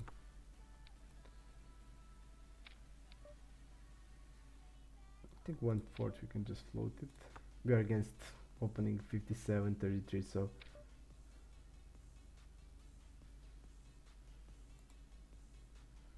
again really passive fish. He didn't double barrel once. We have also unblockers here, but I think we're gonna fall to a pot bet against the fish. Pay tons of rake, get pennies back. I think these days I think it's a little better than it was before. But they're focusing basically on recreational players. They're just focusing on the recreational players. Let's see how these hands also went. I want to know. We are calling big blind versus button against this side especially. I mean, we are mixing a 4-bet and a call. We are never falling king queen. But against this size, I'm just gonna call. So bet and the jam 33 blinds with the ace-5.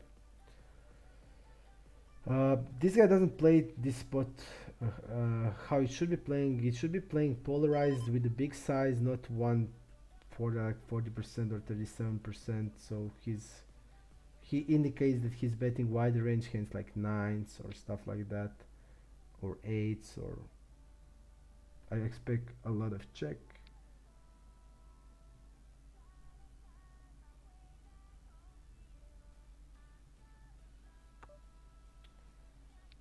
We're just gonna bet bigger size.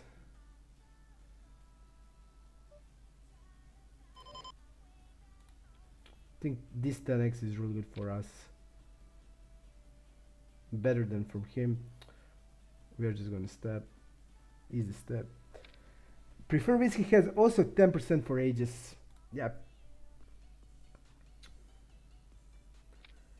But basically we also have the leaderboard. If you're lucky you can get something in the leaderboard, and you can play many leaderboards. You could play leaderboards like for every stakes. It's only 300 hands, so you go into the Zoom, and if you want to you can get also couple of percentage of the rakebacks more. But I would say that recreational players can get 60%, which is great. I mean, I have on the iPoker 45% of the old rakeback system, and I think that's great. I have on Stars a lot less, but Stars has a lot better software than iPoker, and iPoker has scripts that are not available on Stars. So I think the Stars are better in every way. Yep, that's definitely correct. Let's see here what's going on. Okay, the guy bets the turn. he should be also overbetting a lot. And this guy, I don't know him, so also 8-5 we're gonna fold. Mimo, didn't play with him also until today, so a lot of players that I don't know shit about. Okay, Jack 9 we are calling. Jack 9 is also a 3-bet a lot. I'm gonna call it. I'm using randomizer by colors, so this combination I'm calling. So Jack 9 off, Jack 8 off, are 8-10 off are also 3-bet. So this we should be 3-betting a lot with those hands. They're mixing a call also, so we're gonna call. Let's see how this player reacts. This is his small blind versus big blind pop up. He didn't check fold. This is his first check fold. I guess he can do it. Poo poo poo.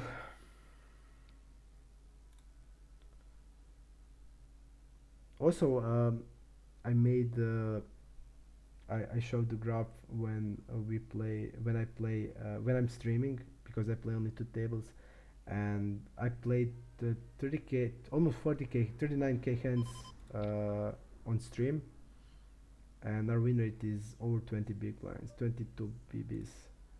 So when I play 2 tables, I also play best,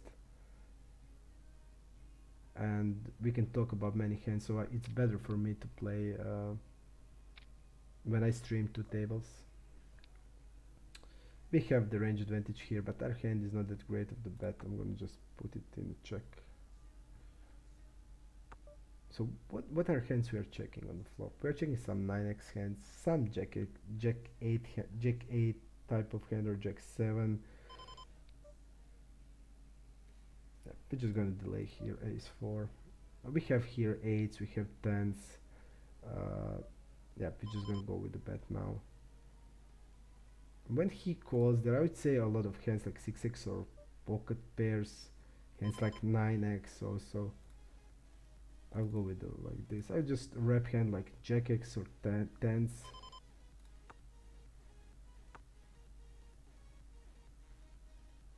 We are basically wrapping hand like 9, 10, 10s, Jack 7, Jack 8 can also bet like this, so it's not that problematic. 7s here in the multi-way, we're just gonna check. We're just gonna check. I feel the best when playing like 2 tables, when I can just then talk a lot. But I think 4 is also great, but there's just then when I play 4, I just don't have the opportunity to talk much about hands. This, I think it's clear fold. I mean, he should be having a lot of checking on this board multi-way, so even his, you see, out of position bet is really low, so he can have here still hands like Jack X, hands like Ace 10. A lot of aces should be there, so 7's just gonna fold, and his delay, look, his delay, low delay bet, so yep, just gonna fold.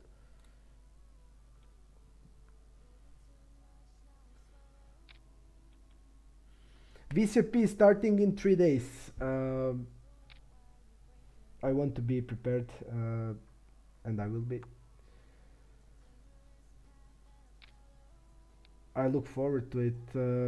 I will be playing most of the events, so I expect. I put my goals in the Poker Strategy thread. If you follow it, if you not go to Poker Strategy, found my blog. It's calling My Journey to the Top. You can see my goals and the stuff I will do. So my goals for this VCP is to win one VCP title and get at least 3 final tables. I think they are realistic, and I will do everything I can to make it happen. Billy Kid is asking me, what do you think about GG Poker? We can call because the small blind is not squeezing and big blind is a big fish, so we can call. I don't like GG network at all. I think it's soft. I don't like the software. I don't like those uh, Daniel Negreanu dancing stuff. Mm, like player pool is way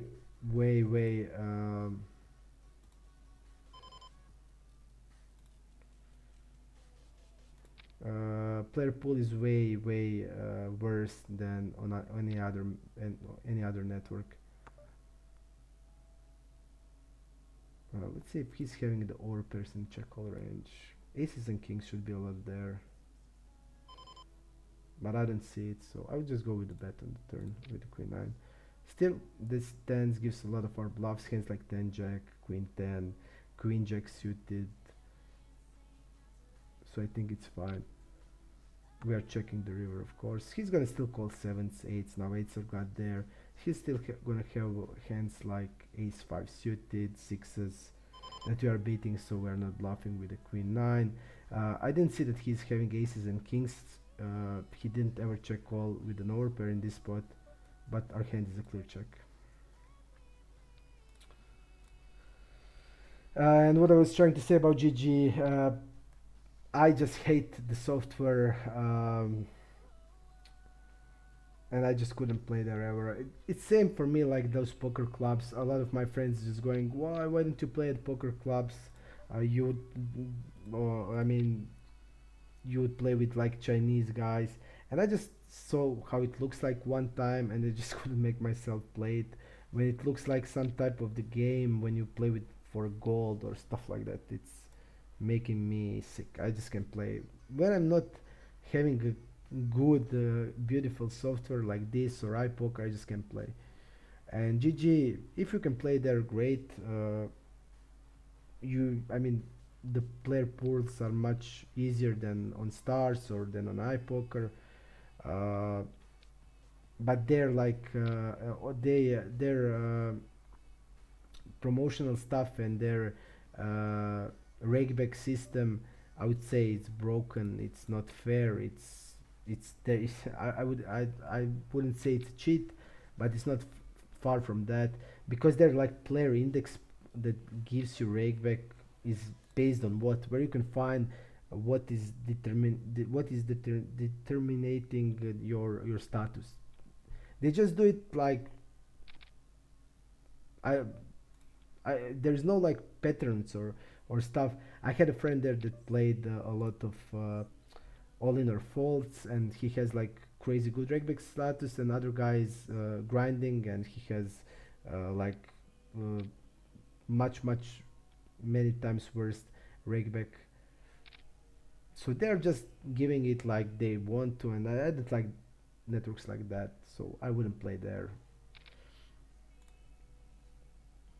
But if you're just, you mean, poker is also not just love and the good feeling. Poker is also business. I don't see it like that, but it's reasonable to see it like that. And if you just strictly do it as a business, I mean, you can just play, go think about this business and go and finish, just go and work. I mean, and you can play there. But I just can't see it like that, and I just can't play. So I wouldn't recommend. If you want to get better, just play with better players, better pools. Then when you get better, it will not be important where you play. It's always is not poker is not just numbers. Poker is not just winnings. Poker is much more than that. I think the most important thing in poker is having, like in any sport, having a lot of tough fights, tough battles. You just get way better in those spots, you know. That's basically what I'm trying to say. You will just get better, and if you're playing tougher guys, you'll get better. And I think it's the most better, most I would say most successful way to become good, successful, and crusher in the poker is to just play with the better fields. I think it's better. We'll go with the bigger size here. He should be folding like all pocket pairs now to this size. We have enormous range advantage. We're just going with a big bet, just to force a folds. I was always looking at poker like any. All my life I was in sport and basketball. I played 20 something years, and when you just look poker like sport, uh, where you just want to be the best version of yourself, then it's always better to play against better players. Even your win rate will like suffer in some spots, but in the end, if you get better, it will be way better for you then. We're just gonna check behind this ace through 10. We're gonna go use a bigger size here, and if you're using bigger size, then you just can't bet all the range, for example. Even we have the range advantage, we're just going with the check. We're just gonna go with delay now.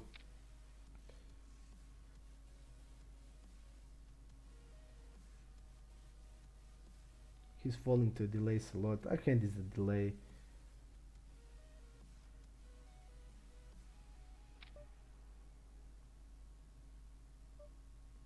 He's wrapping a king jack, the check behind twice. I mean, our hand is always a call.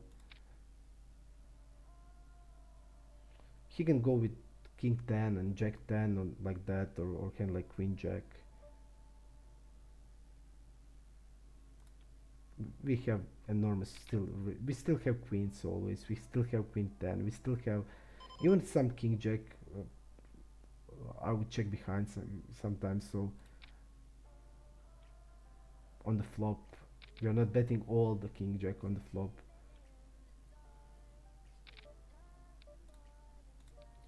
We're just jamming now.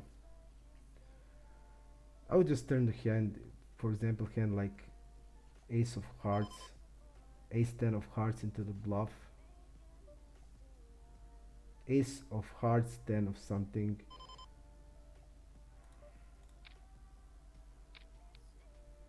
Yep, he did bluff in this spot. He played the hand really good.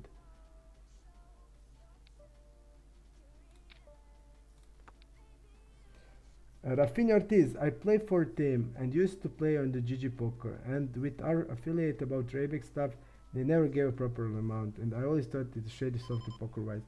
I agree. Rafinha, you just say it perfectly. That's 100% like that. Their software is shady like, and that's the nicest thing you can say. It's shady. It's really shady. Yeah, the guy is out, so we will find other table. I'll just make a quick bedroom break, and then we will go and play a little more. I agree. I agree. I would say they have all that like leaderboards. They have that leaderboards, right? Daily races or stuff like that. But I'm 100% sure that they are giving much less than they should be giving. I'm sure. I'm 100% sure. Okay, quick bedroom break, and we'll bet and we'll play a little more.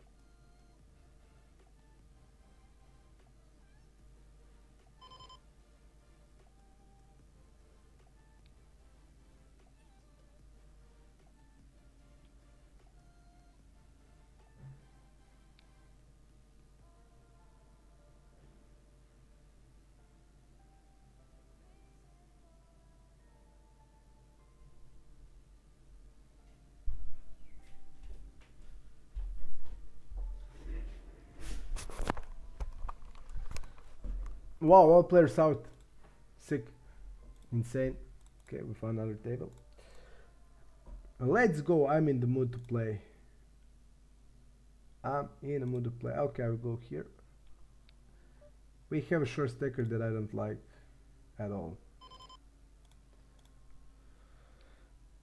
Poof. Don't like the short stacker. And this guy is also always playing short stack. Okay. Okay. We are also on the two wait list. Prefer Whiskey saying to become a crusher you gotta put in a couple thousand hours in solvers. Just playing tough fields is not enough these days.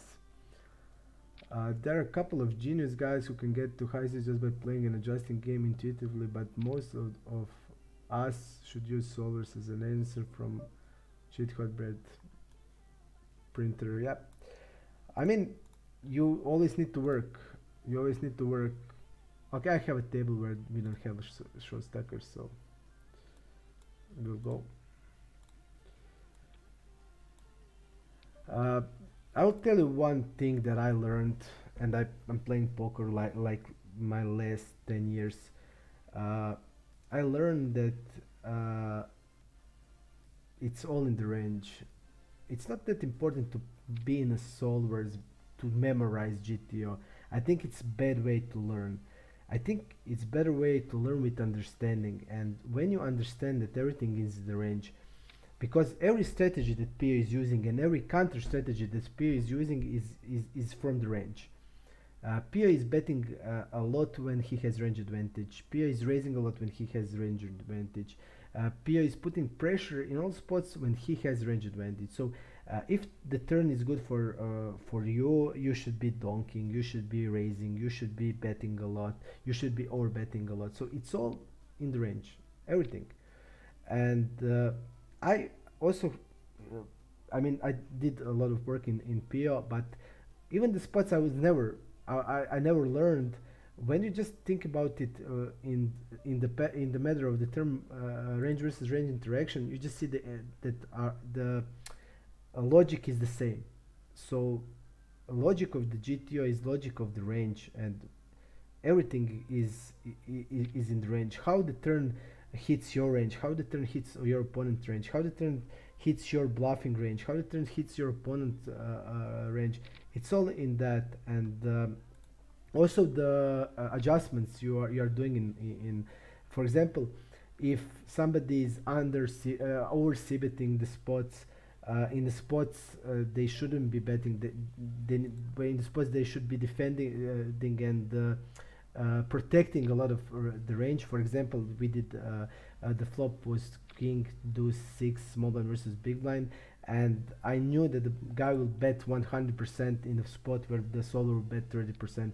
So in that spot we're just immediately going with the raising. So when somebody is doing something he should be doing, it's mostly doing it because his range is not strong in that spot. It needs to be defended, it needs to be protected, or and when somebody is doing something he should be doing, the PO is really aggressive, and that has the logic because if you don't have many many range advantage or many strong hands in these situations, or many strong hands compared to your opponent's structure of the range, because on, for example, king 2-6 smaller versus big blind, you really have range advantage. You have ace king that the big blind doesn't have, you have the aces, you have the kings, but it's not that important in that spot because these hands are not that much. And for example, queens doesn't matter, queens doesn't matter that much, queens or jacks, basically they're all the middle pairs. So you have the range advantage, but it's not that significantly. We just have to call this size always.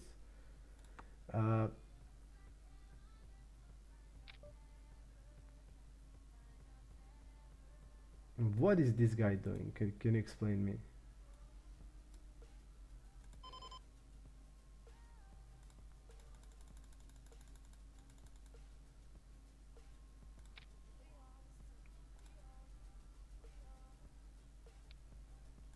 Immediately when I saw this 6-9, I mean, we have the easy call. Okay, I was in the middle of the really important saying. Yep, I was in that small blind versus big blind. I gave a board of the king deuce six, small blind versus big blind. So for example, a guy that doesn't understand that spot will oversee it because he said, okay, I have the ace king. Yep, you have the ace king, but ace king is 12 combos you have, and your range is consistent about 600 combinations. So what is this 12 combination means? Not that much. Kings also doesn't mean that much. It's only 3 combinations. So you know, and you can just exploit this type of people really easily. If you just go with the raising mode, because if he's c-betting 100%, that means he's gonna c-bet on the king deuce six. He's gonna c-bet sevens, eights, nines, tens, jacks, queens. He's betting queens and he got raises. Okay, he says I'm gonna call. Okay, and on the turn is, for example, let's say 7, and you go with an overbet. You're just putting his range in so crappy spot because he doesn't even know how to play the spot from the beginning, and that's the power of the GTO. When you know the strategy and you know what to do when your opponent is diversing from that strategy, when he's going off that strategy, you just know what to do. That's the power of that's like the big power you can have. Prefer Whiskey says you can memorize GTO, you need to learn the reason. Yeah, that's the reason. That's the thing I was speaking about. You just need to memorize, not memorize. You need to understand why is Pio doing that. Why is he choosing those combinations? Like you need to understand the logic to get the logic, and then the rest is pretty easy when you have the logic. And the logic of the solvers is always in the range versus range interaction. And I noticed that when I started to play poker, I worked really a lot in Flopzilla, and I worked 10 times more in Flopzilla than I worked in Pio. And I would say that Flopzilla was really helpful to me because I was putting my opponent ranges and my range, and I was going to all type of boards to see, okay, in this board I have 20% of top pairs, my opponent has 12 to 15% of top pairs. Okay, I have the 6-7% of the all pairs he doesn't have. Well, I have the big range advantage on that board. He has 40% of fair, I have 40% of fair, but I have a lot more stronger hands. And I was going through that type of boards, and then I was going with the I put the all type of turns: brick turn, completing of the draw turn, scary card turn, and I think that's the most important thing I did, and I realized that's like really important. Range versus range is everything, and solvers just use that logic. It's all in the range, everything.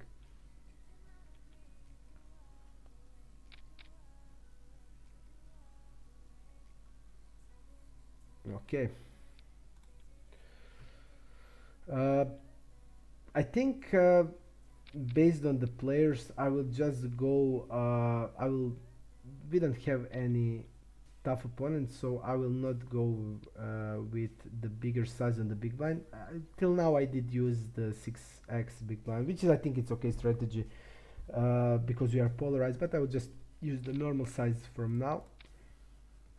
Let's change it a little bit because I want them to call more. I like to play post flop a lot, so I'll just give them opportunity to play. We have clear check behind on the flop. I usually don't play from the small blinds at all, so I don't know the range. But let's say from my experience to pull, they like to call hands like ace-10 off, king jack, queen jack off. So this board hits him. Okay, he's still gonna have deuce, threes, fours, fives. That is missing this board, but we just don't want to. We don't need to bet sevens there. Sevens doesn't need that much of the protection. So going with the bigger size on turn. We still have sevens and eights always in the range. So if I'm having hand like ace 4, let's say I would just go with a bet.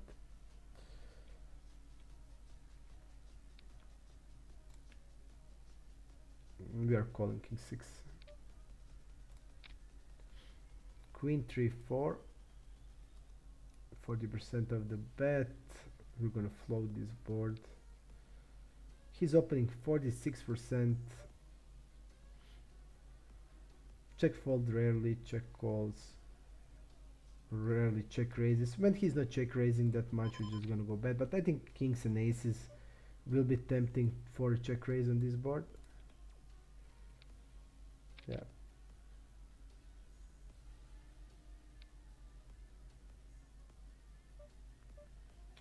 I think this is good turn for our range. This guy will jam a lot, so I'm not gonna call or 3-bet this hand. Okay, I'm gonna check. Yep, that's exactly what happened. So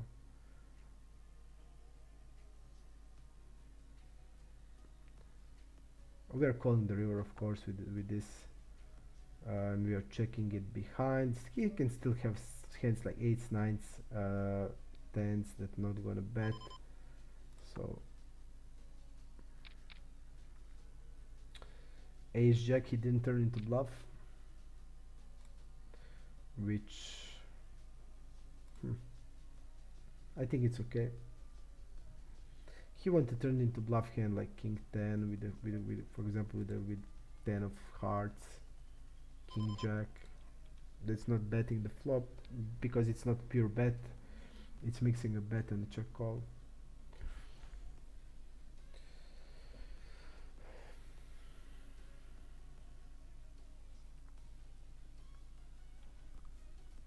But also, what I was trying to say, the biggest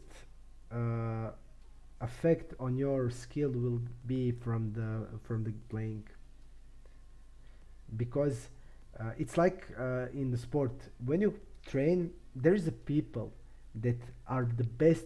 For example, I like to mixed martial arts and boxing, and I know there are people that are crushing the sparrings. I mean, the people that are best in training, and when the game, when it's game time, they're just, even in the NBA, there are players that are just like best on the trainings, but when they need to play, they suddenly will just put a little bit of the zoom until we get into the tables.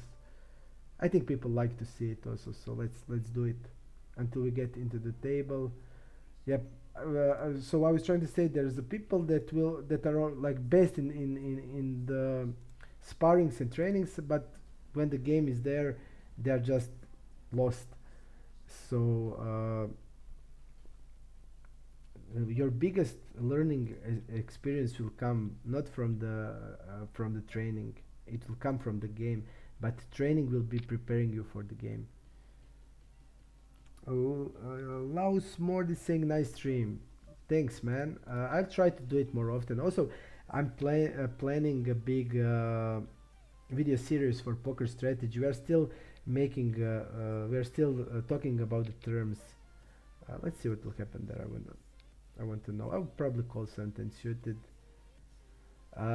Big video series where I will compare the limits, regs, fish, break them down to tiny details of every limit, starting from micros to high stakes, so that people can see and compare what is the difference between stakes on every single limit. I think that would be something that nobody has done, and that would be insane. Okay, we'll leave now. Okay, so I would make it like once a week video for poker strategy, where I would give tips and guides, biggest mistakes to avoid, what is the things you can exploit, things you need to pound on, and stuff like that. It's really good idea, and I'm thinking about making it if there will be a lot of audience, because a lot of people plays from micros to mid stakes to low stakes, and I would just make it also with high stakes also to finish it on high stakes. That would be like really insane stuff. One weekly episode, and mix in streams where you can see me play with it, not just a video, just see me playing like 5 hours with these guys with these pools, and see me what I'm doing against them.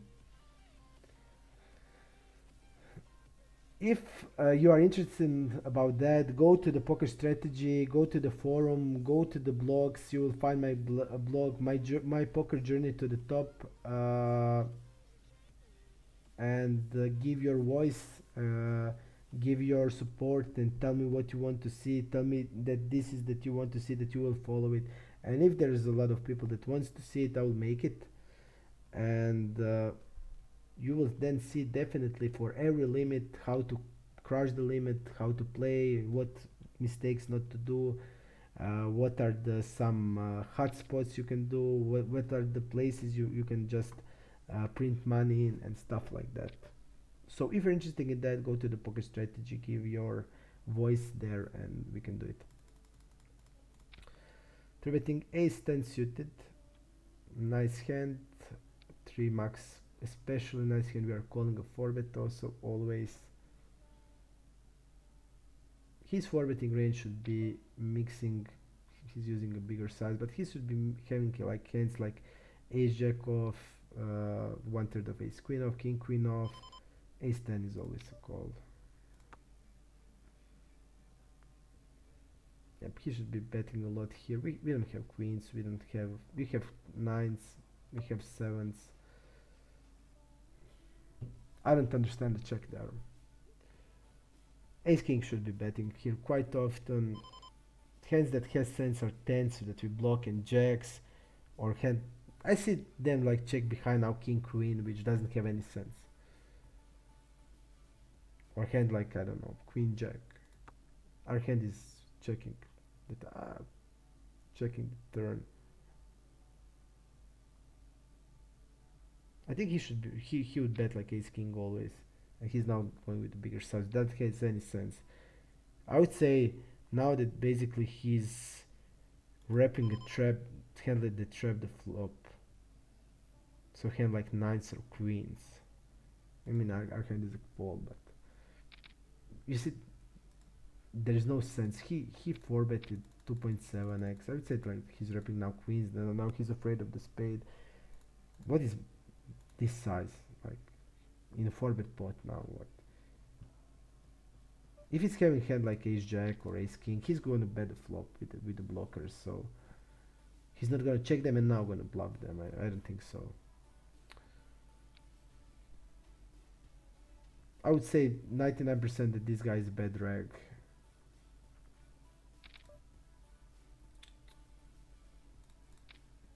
%, almost 100%. Let's see here how much he calls. We see that this guy has, yeah, I would just put him as a bad drag or fish probably. Just for now it will be a bad drag, but we're having check range. We are checking all our hands in this spot. All our hands will be checked.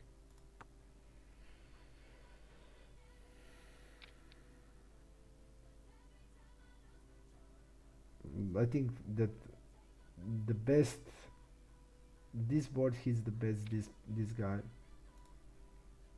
He's gonna have all the sets, and this guy is probably have a wider range. So this guy will have this range will be a lot stronger than this range because his range is narrower, and this is pretty insane. What is this guy calling? I just don't understand it. Why? What is he calling? Billy Kid says access to Poker Strategy site don't allow the Romanian. Wow, I didn't know that. Why? Can you explain why is that? Who doesn't allow it? The Poker Strategy, or what is Kingarino having here? And what is this guy check raising and checking turn? Pretty insane. I couldn't range them. This guy, I couldn't range this guy. This guy looks now like nines. I don't know why, but he shouldn't be having it. But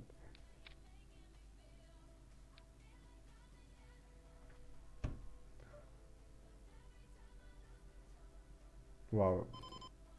And tell me how to range it. How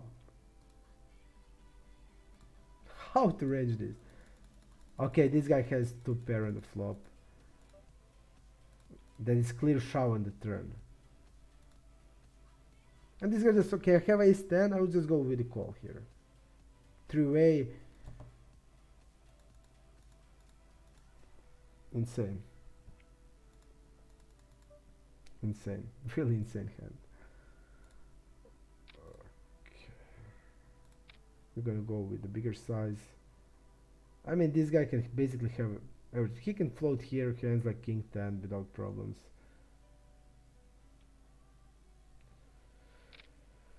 Pretty insane.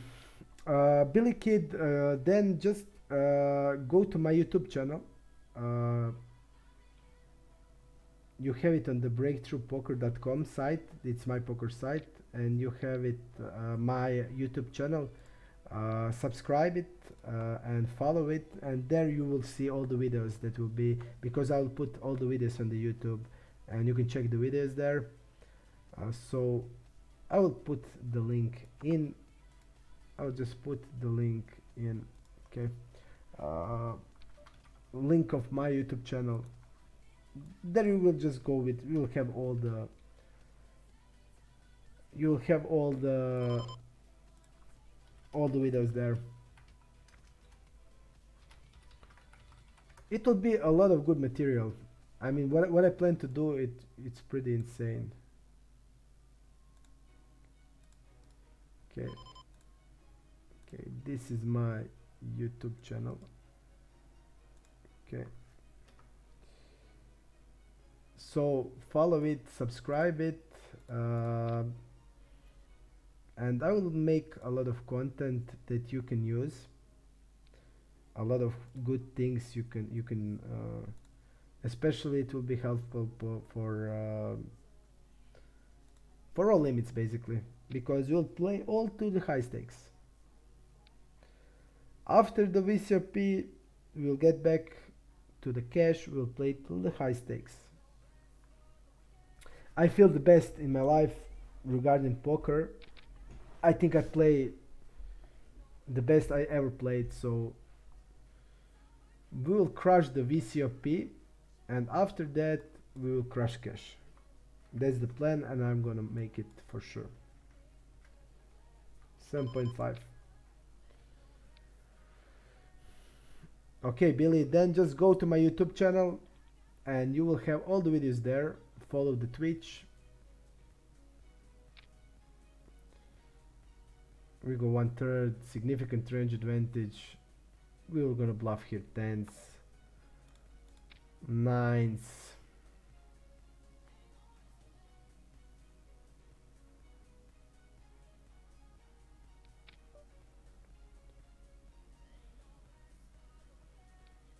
We can go with jam or call.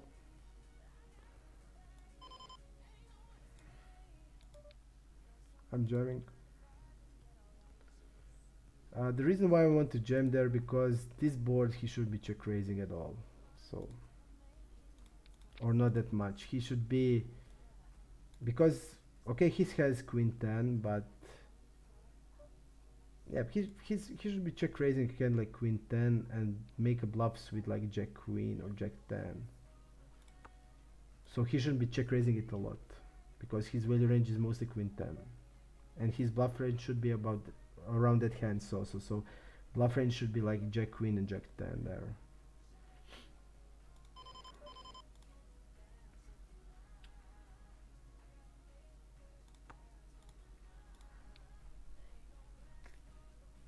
He's falling 78% to delay, so I just wanted to put this hand to a triple check. We are of course calling.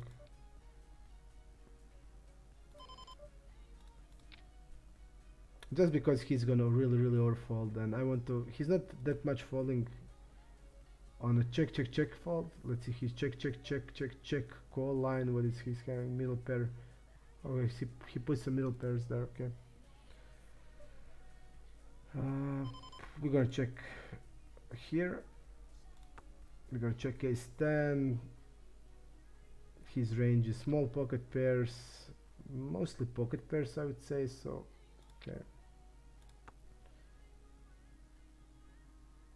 No problem, Billy, no problem. We are checking turn with force.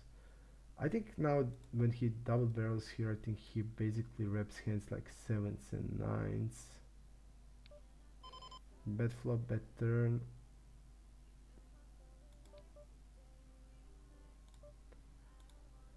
I don't know if he having like hands like queen jack and king queen in the range, because I would say that mostly he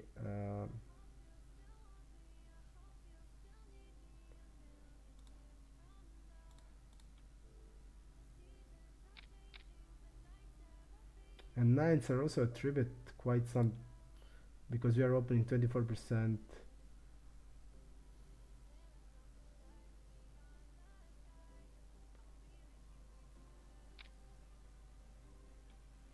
Yep, he's basically ripping a sevens on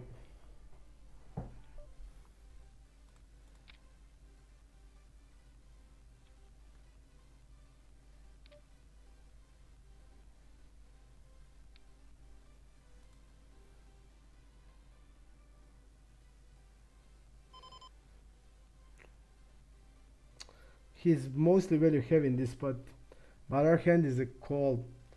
We don't know if he having, or he's turning hands like deuces, threes into bluff. We don't know that, but I think our hand is a clear call in this line, because we have unblockers. We just have to call it. The problem is that his range, you see, I don't see broadways. That's the problem, and he's distributing 11%. That indicates he's gonna have broadways in there. Yeah, I'm just gonna go with an orbit here, definitely, because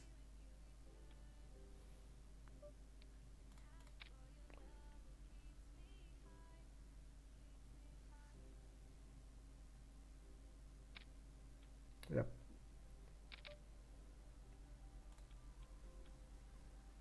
we can jam the river also.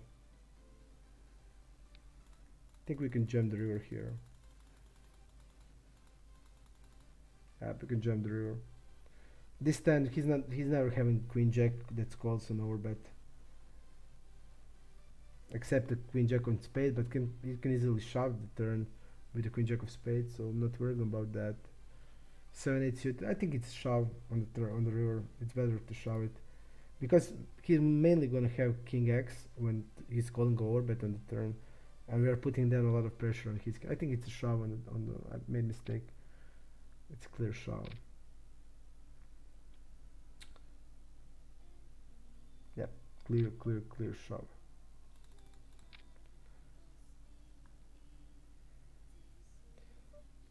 Made mistake, first mistake, and I think it's a big one, because we basically lost 40 blinds that we should get. I think triple check call at the river. Okay, we're gonna bet king 5-6 button versus blind. I'm gonna fall to raise immediately. 3-6 suited, we're gonna fold. That's basically what I was trying to say. You see, somebody would say it's not that big of the mistake, but you see, when you made mistake about 40 blinds, and it's not 40, it's 50 blinds mistake that we could have, it's kind of big mistake. Our bet is great, and we just need to jam the river, because we're gonna bluff. We're gonna have bluffs here, and we're gonna have the nuts that he's not gonna ever have. So he's not gonna have nines because it's small blind versus cutoff. He's not gonna have kings. He's not gonna have queen jack ever. And we're gonna have all of those hands in the bet or bet turn line. So we made big mistake there. Poop. And I don't know, is he gonna fold king jack on the shove on the river, but it's not important. We made mistake, because it's the best river for our bluffs basically. So we just have to jam it. Let's see what happened there. Okay. Well, yep. Against us this would be call, easy call, but we'll see, like, players like this don't do it.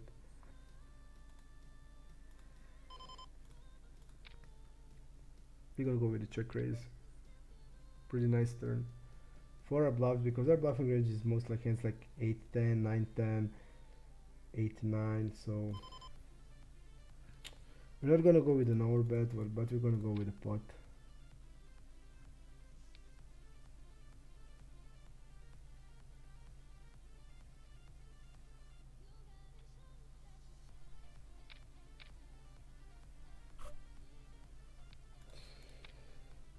What happened there? We need to see it.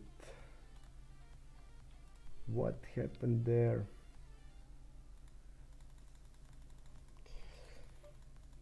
Okay. Wow.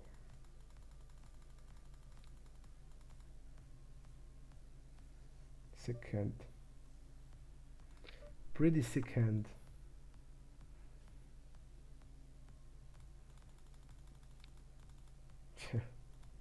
He calls the queens in this spot.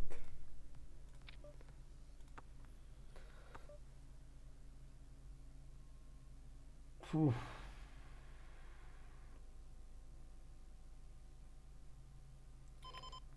Do want to go small here because we have still a lot of ace-x hands that's gonna float ace-3 and ace-5.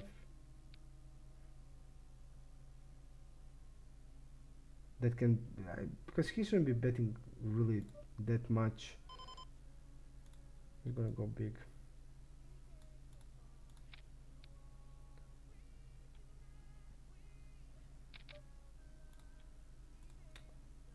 I don't see many ace-x hand is betting and checking the turn. Ace-3, ace-5, ace-king, I would say the most obvious bets here. Ace-3, ace-5. Ace-king is also good bet on the flop.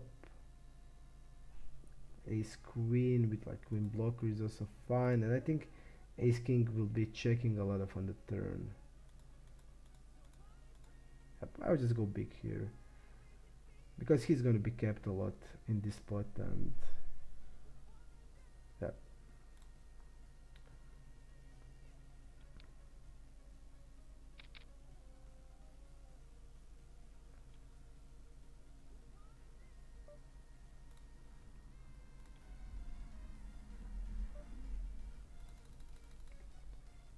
We're gonna go with the normal size now. We used the big size a bit, now we're gonna go with the normal size.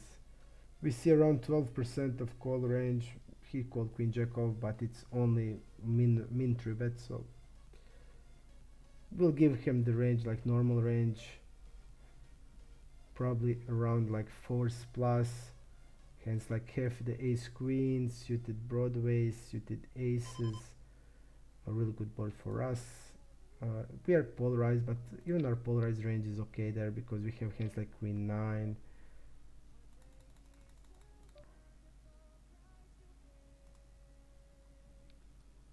I'm gonna check king jack on the turn. We still have hands like king 7 and king 9, king 8 suited. This guy cold calls a 3-bet with the range. I'm not sure what it is.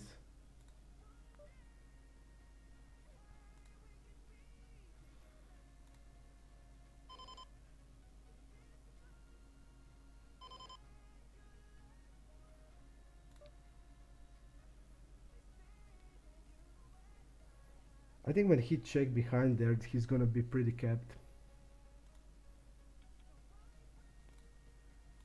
I'm gonna go with the bigger size.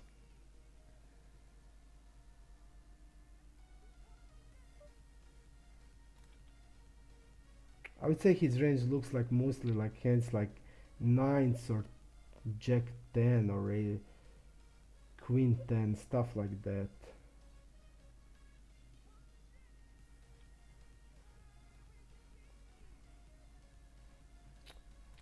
And our hand is very strong.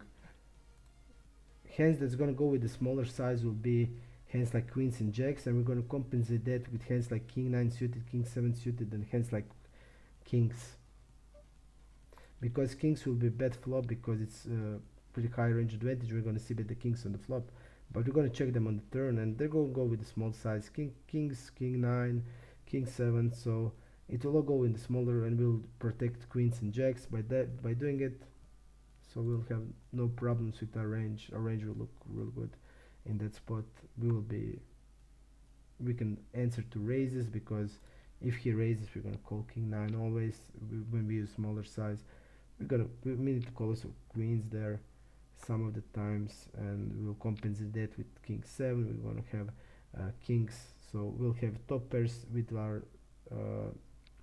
smaller size. And regarding our bigger size, I think a lot of bluffs will be put it there, like hands that bet the flop and now don't the double barrel turn, hands like ace 5 basically, ace 7 suited, because now it's not important to block when the turn go check check. It's not important to block king x, it's important to block 10x, and the best bluffs will be the blocking ace 10, because ace 10 is going to always call in against the bigger size.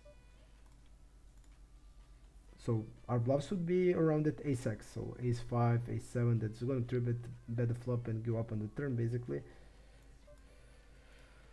I think that's okay.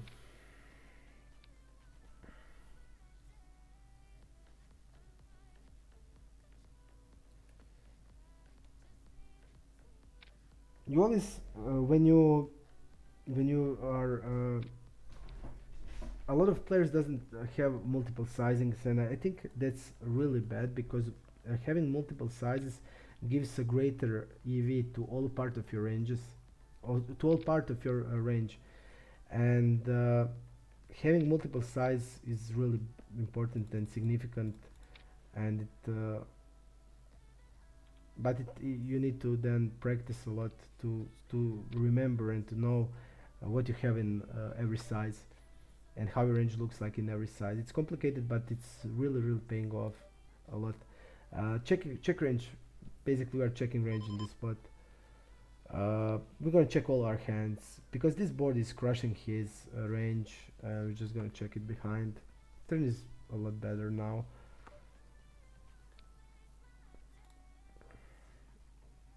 We're gonna go with a half pot now. I think half pot is way to go. Okay, we are checking range, so we are starting from the turn. 4s and 6s are up.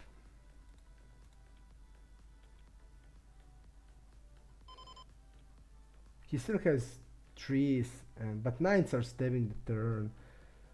I'm afraid of the 4s in this spot. And what is else calling? I'm gonna go with a small bet here.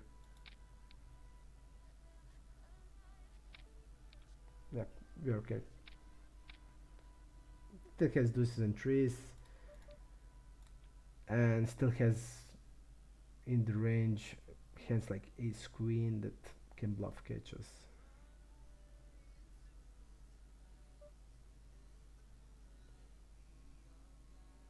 Yep, I'm gonna open it again. First time I played with this guy, seems like a weak reg. First time I played with this guy, and I played yesterday with this guy, so some new faces are here. Yep, and somebody asked me about really good regs on stars. Really good regs are marked with purple here, so you will. That's are like crushers that are winning more than like 5-6 BBs, and they are marked with purple. And also I need to think that they are good, and today we don't have one of them here.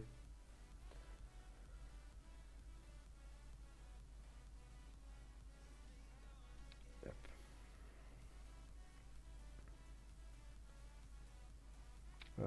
Okay, a6, we're gonna fold it.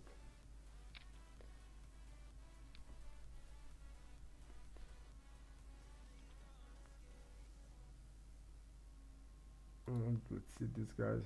I would say this guy is decent also. Yep. I think he's decent, but I think he's under bluffing the river quite heavily. Let's see, this is my river pop-up where I see all the information about the river in all the poker lines it can be, and bet fold to see bet fold and bluff percentage also. Let's see. Yep, he's just very heavy. He bluffed here with the ace jack. Let's see the action. He called the 3-bet, check the flop. He bet the turn bet river. He bluffed with the ace jack as a step.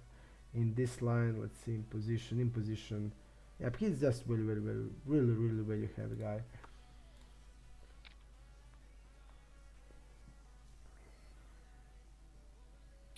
I immediately just this guy like really weak reg. These deuces are bad call on the river. I said definitely real bad. We have the check range on the flop, and he should be knowing that flop 8-5-7.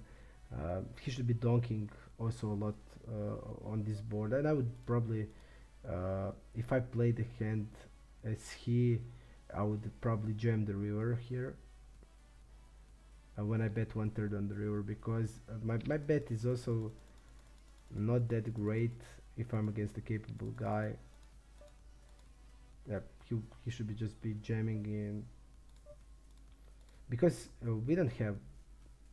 He has all these 4s and 6. That's all we're gonna play, like check on the turn, and basically we don't have straights really often, and basically we don't have full house that often. So we have some 8s, but 7s are mainly calling against UTG. So definitely my bet is out of the line against a good opponent. We could be punished. I mean, I would know the opponent that can punish me. This guy will not punish it, but made a really bad call, I think, again on the river.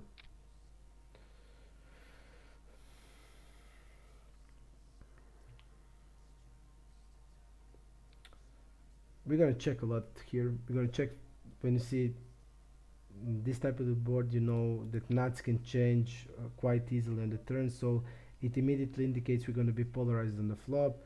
And king 4 suited, I don't think it's going into king 4 of spades, okay, but if king 4 of diamonds, okay, but king 4 of spades doesn't go into the big size, so our hand is basically checking.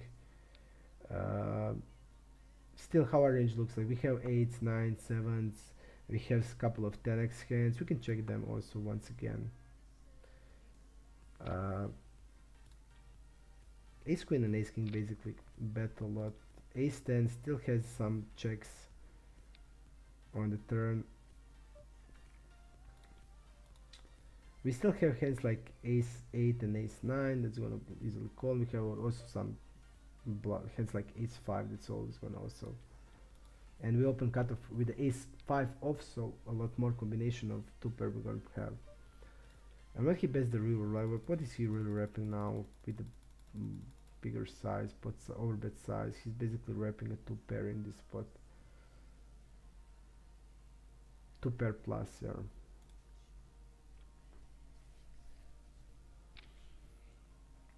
We would bet 1/3 on the river, but I think he see us not having many ace-x hands. Double barrel, never. I'm just gonna fold against this guy. We're just gonna fold it. I will stream some VCOP stuff when the days are not action packed, like Sunday. I play a lot of tournaments and it's hard for me to stream when I play a lot of them. Basically I can stream when I play 6 entities only because of I can use just only one monitor and I can just put 6 of them, and I will basically stream when I have till 6 entities in that day. When I have more, I will not gonna stream it, so I'll maybe 1-2 times a week stream. Be with me, it will be fun for sure. I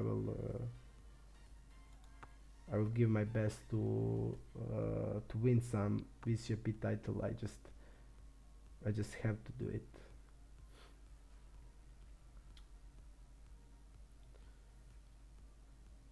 Okay, and also about cash games, I will also put some cash games occasionally.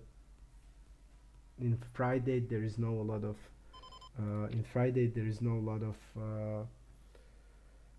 good tournaments. Basically it's always rest day, so maybe then I can make some cash. So against 3.5x, against these guys you're not gonna do anything. We're gonna go 1/3.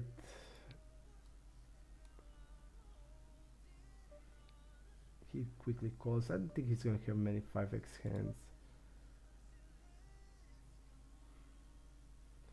He's having all the king 9, queen 9, jack 9 hands. Since his floating range should be having king 10, king jack, hands like that. Also have like queen jack with the backdoors, stuff like that.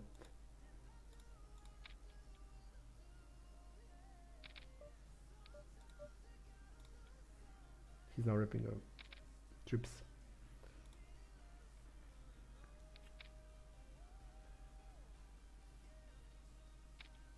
Okay. It will be fun. Journey to high stakes. I will also play live poker, and when I play live poker I can make some video blogs also. I will play I think Prague EPT. Maybe I will go into the London in the October. Also is EPT in the London, EPT in the Berlin. So I will play a couple of live tournaments, mix it with live cash. I have big plans for this end of the year. It's time to win something. I'm ready. I worked a lot. I'm ready for everything, and I really like to play live. Interesting hand here. He check all the flop, and the guy now double barrels, and he goes with a big raise here. I don't think this guy will bluff ever in this spot. And now he's in the shitty mood because this guy will have king x pretty often. Jam. Just jam now.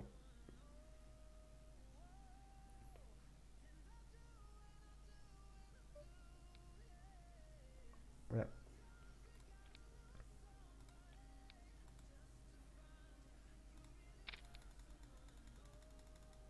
Ah, it was check check flop and the guy wanted the delay.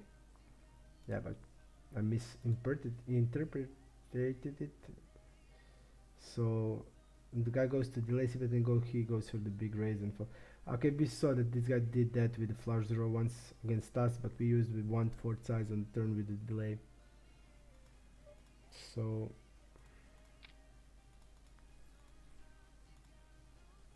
I would go with jam here on the river because his value range is a full house, basically king x full house. We're gonna check this board 4-3-7. A lot of checking here.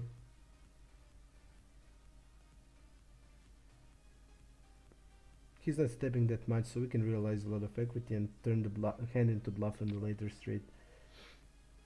He's using an orbit size that indicates now he's polarizing himself, and I like this spot a lot because now he's like repping. If he's betting smaller, it's harder for us because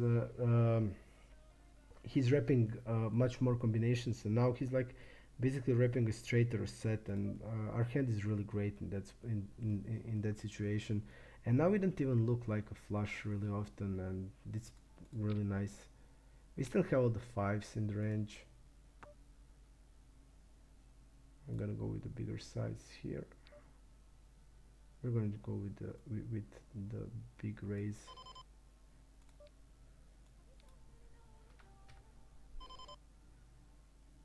I'm gonna jam the river.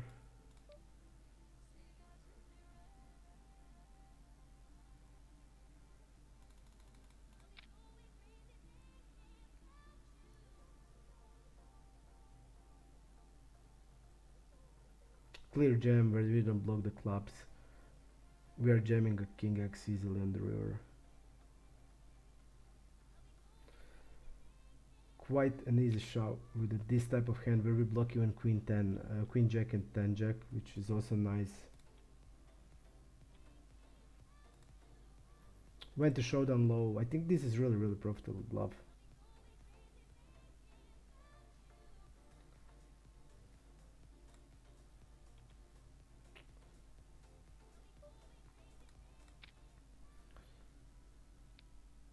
Let's see if our list is in the end. Okay.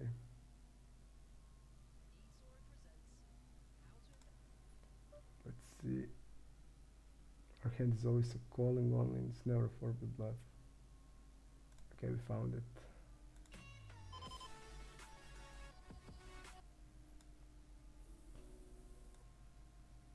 Okay. We're always calling ace queen suited. Cutoff versus early middle.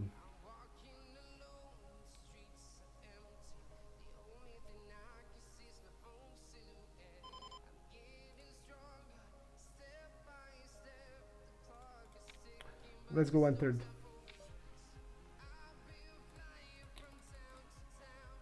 Quick call.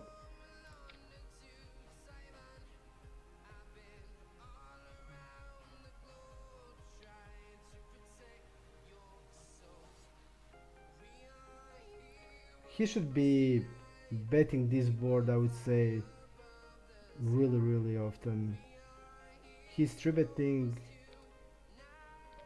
I mean, 20% in this, but okay, we don't have the sample. Let's see, I can.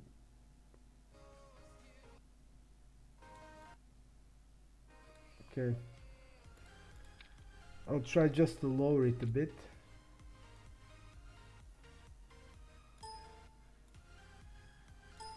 Okay.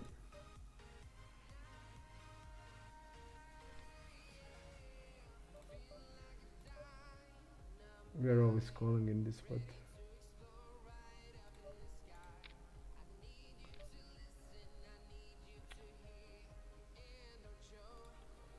We're gonna fold it to a pot bet, pot delay c-bet. He's basically wrapping and the fish will have.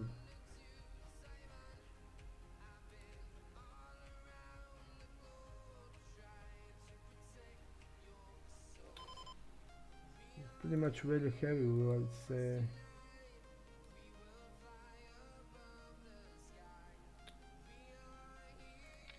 We just have to float the ace queen suited.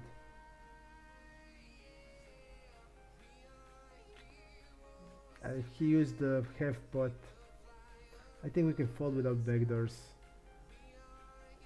But he still has 10%. It indicates hands like probably 9s plus maybe even 8s.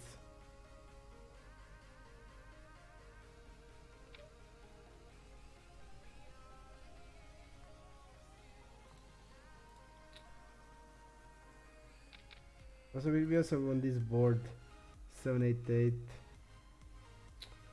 Let's say how our range looks like. Our range looks like probably 7s plus in this spot. And when you think about a range like 7s to jacks, part of queens, some ace kings, a lot of ace queens suited and broadways, when you think about like that, when you put it like that, ace queen suited is not that floating without backdoors probably. We still have king jack, king 10, queen jack. It's also floating a lot with backdoors, so I would say we don't have ace queen off against UTG, so we don't have ace queen off. We have ace king that's always floating. Yep, I think it's close, probably nagging to fold. Like he's double barreling that much, but it means that his range is significantly stronger. You see, and he didn't double barrel ace queen in this spot, so yep, I would say now that it's tending more to a fold, and I clear call pre-flop. And when you just think about how our range looks like, we need to defend. He bet half the pot, so we need to defend 33%. We need to fold. We need to defend the 66%. We can fold 33% on the flop of our range, and we're gonna fold hands like that broadways that doesn't have backdoor. Some like low ace suited, low suited aces we're gonna fold. So ace queen is basically somewhere around that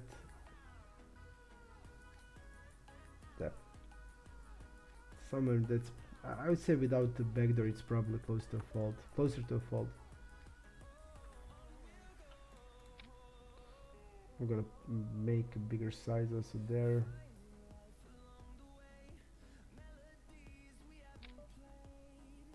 We're jamming here. We don't know the guy. This board, basically we are afraid of deuces and trees. I don't see a point in calling, so he suddenly has jacks in the range. That's, I don't know how can he have it, but he has it. Our hand is, I think, stack off against the fish. 40 blinds. Yeah, it's hard to range these guys. Red ones, green ones gives us headache. I much prefer on the table to have like this and blue ones. It's the best. I mean, my results are best when it's like that.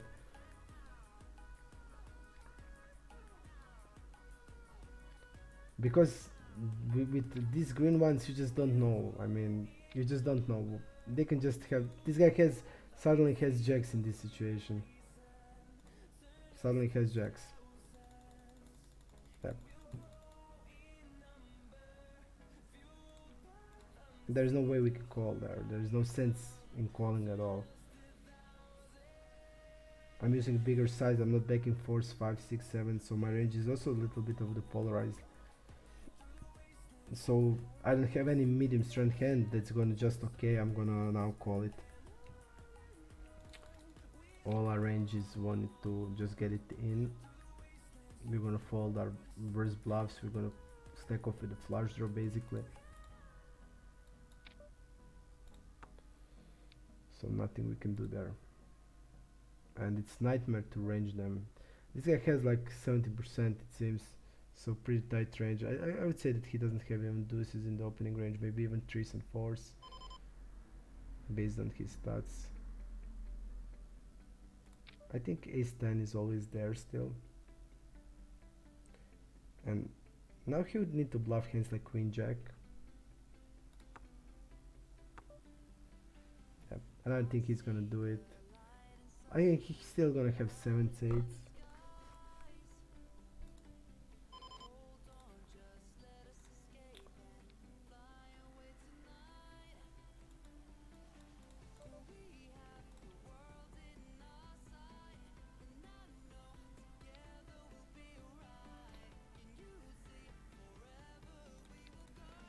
Ace King is still really good double barrel. Ace King is a good double barrel here. Hands like Queen Jack and Ace King. Because when you have like hand like Queen Jack, I think your routes are pretty clear, and you block a lot of 10x hands. Same with the Ace King, you block the top Ace 10 and Ace King 10, which is basically my top of near the top of my range. We're gonna check 8s here. This guy likes to delay raise the delay, so we need to also take that into account. He did raise delay with the big size, so he can basically, he will definitely have some value range. When he's doing this, it's more of the thing. We did see that he did raise 2 times delay c-bet. We're just gonna call there with the 1/3. He was polar on the turn, and now he's, I don't understand this play. If he's polar on the turn, he needs to be polar on the river. This indicates okay. I mean, he reps now hands like Queen 10, I would say, but our 8s are always called, so. And he's full of shit.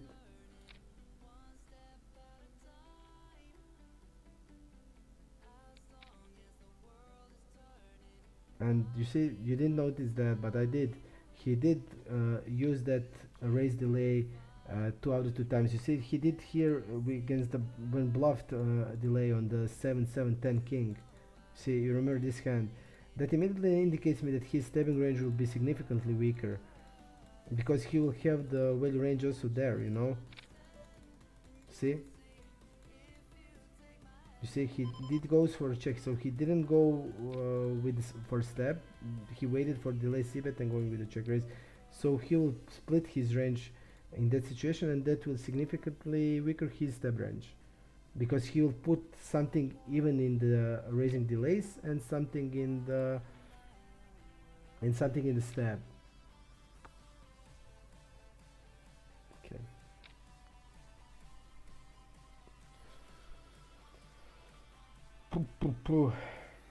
This guy is not good also. I think you can just mark him as a bad reg. I don't need to see his on the team stat name. When you see stuff like that he is doing, I would say, and his stats and his tendency of playing, I would say it's a bad reg, probably weak regs, probably around break even or losing. So I think it's something like that.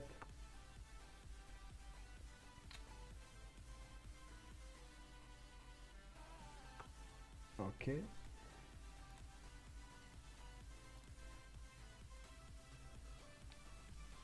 Queens. We're gonna open them.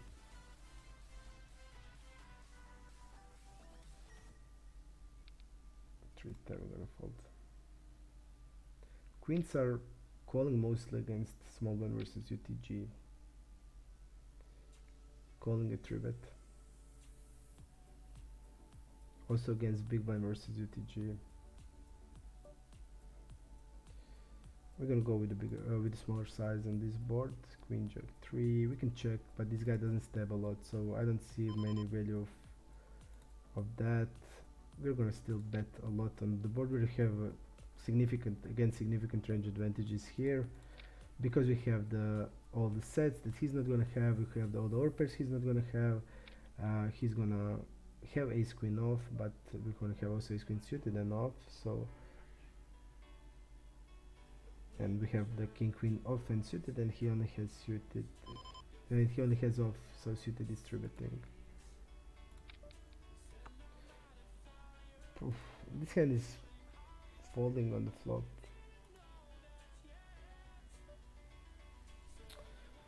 Again, the guy is checking the board that he should be aggressively betting. That, I mean, when I see something like that, it has interesting strategy just to go with the double check range, because he should be betting this board quite often, and he's probably checking it with some hand like tens and jacks mostly, because he's using smaller size of the 3-bet. We're gonna call pretty a lot lightly. We're gonna have all the pocket pairs, for example, so he needs to bet more aggressively. If it's GTO range in the way, he should be checking some king queen hands, to even ace queen is check around half of the time, because our range, we don't have, for example, threes. We basically have hands like sixes plus in this, if he's using the GTO range. But against I just don't see how we can win this hand. You see, he did use smaller 3-bet size. That indicates he's gonna bet wider range, and we need to defend a lot wider. So he's gonna defend all the suited, all the suited, the Broadway suited connectors, hands like 8-10 suited, hand like Jack 9, Queen 10, Jack 9 suited, 9-10, so all that stuff we're gonna just defend. We're gonna defend all the pocket pairs, and when it's arranged like that in the way, he's just gonna need to bet even 10s and jacks against our range, because we're significantly 4-bet a lot of ace queens. You know, that's also important.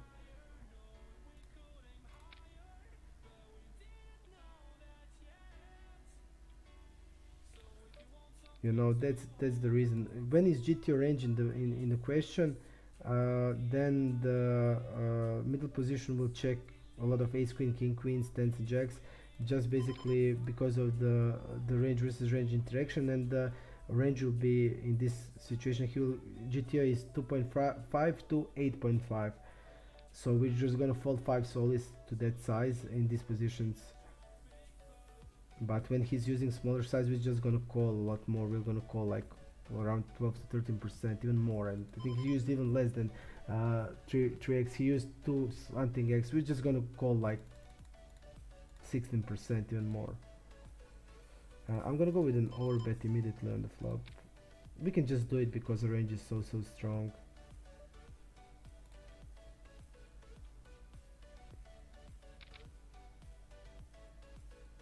He shouldn't be having raising range against our overbet on the flop.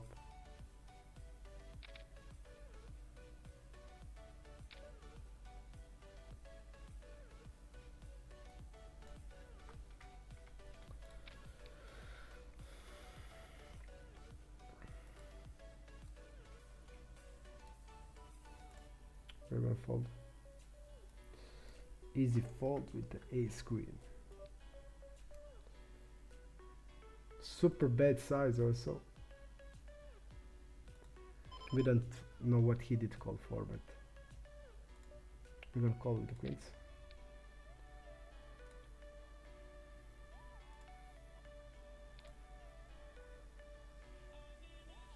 We are calling. We are calling always.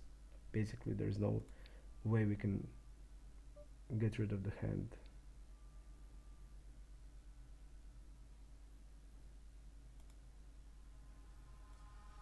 I'm jamming queens. We have still aces here that we're gonna always call for, but or mostly call for, but and I can slow play them with jacks, with calling kind of like queen jack and jack 10. So I'm gonna jam queens.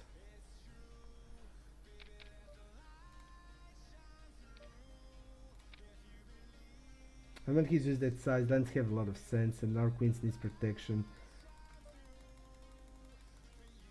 You know what is betting now? You're gonna bet kings like this now. We're not gonna bet it, so think it's good. We're just gonna check it all the way if we have the opportunity to do it. To guide them bluff queen jack. Okay.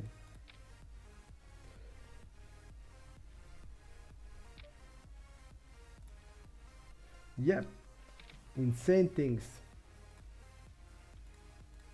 We're gonna open it. Insane things are going on. Not betting queen jack. Okay, flop I understand, but turn not delaying it. River don't bluff it.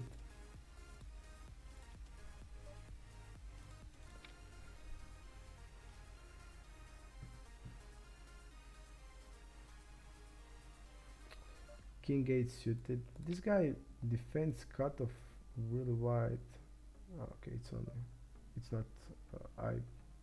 He's defending big one versus button, but it has to be.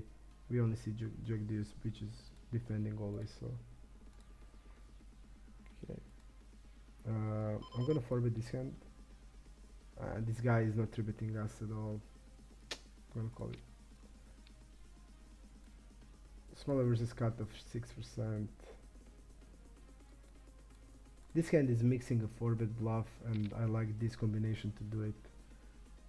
Ace 8, Ace 9 suited, Ace 5 suited.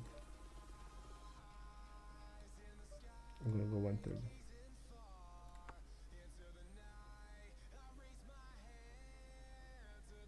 He did 3-bet smaller versus early position, 12%.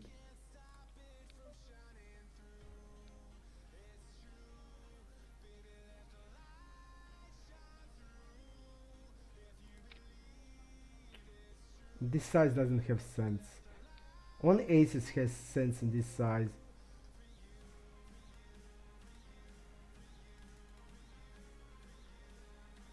If he's betting the turn, I'm gonna jam, or eights.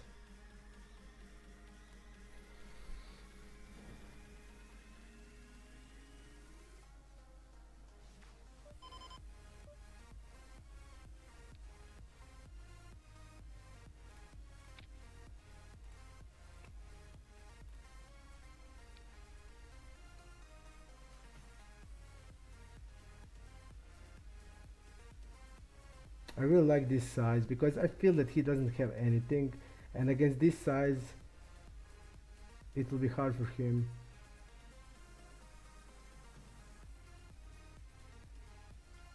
Yep, we did played it great. I think this size on the turn is pretty sick.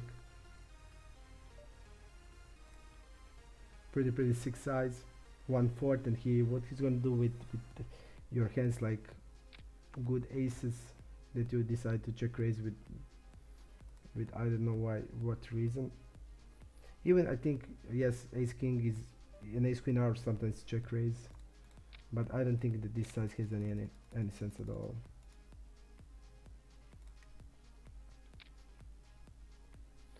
Any size, any sense, I think he needs to check raise with the normal size like 3x for a fold. Gay fisherman won it. We're just gonna fold it.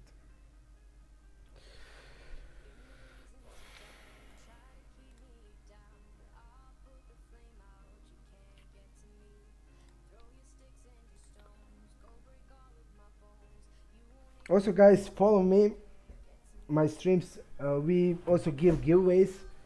Join the Discord channel.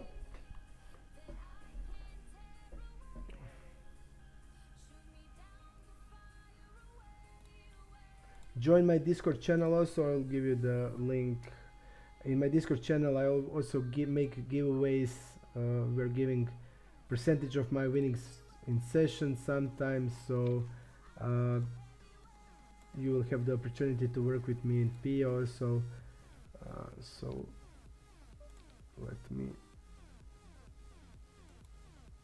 check it.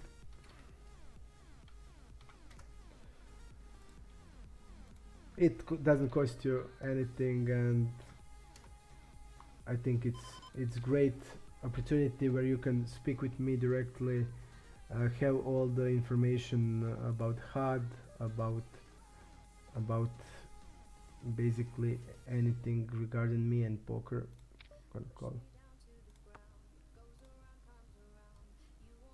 You can check raise always sometimes here. Yeah, I think 5-6 is also real great to check raising. His polarized range also have against this size. I'm not going to go with the check raise. His polar range has some 7x hands like a7 off, but I don't think he would use this size with it.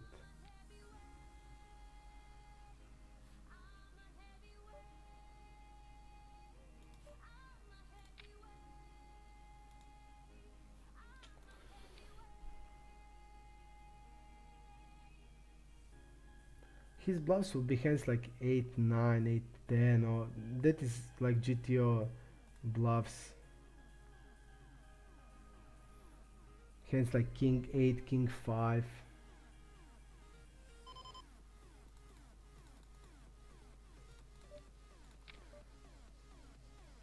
Really bad turn.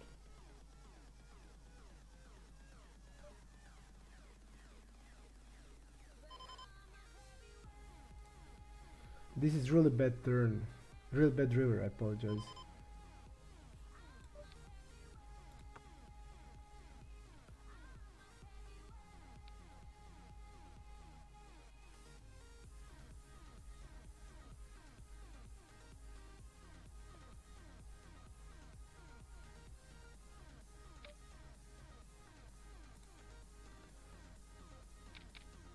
Think clear fold on the river.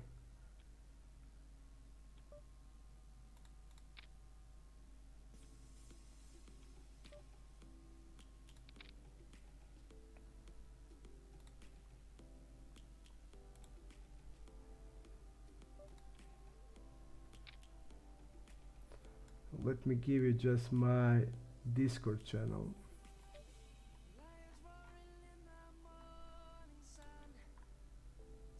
Yep, I found the Discord link. Okay, guys, who didn't join in.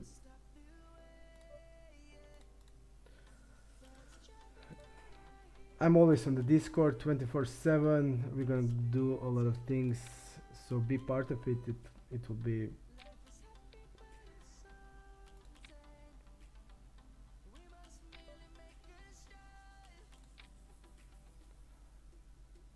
we just have to call this guy off. I mean, it's clear call with the full house.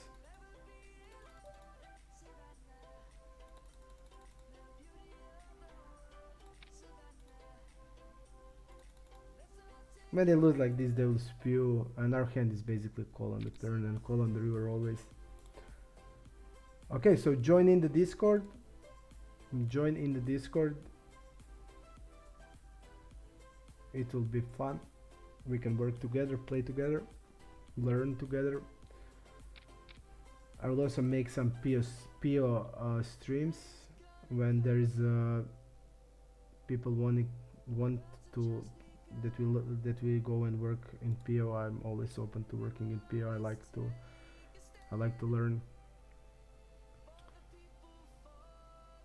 Yep. So we will work. We will play.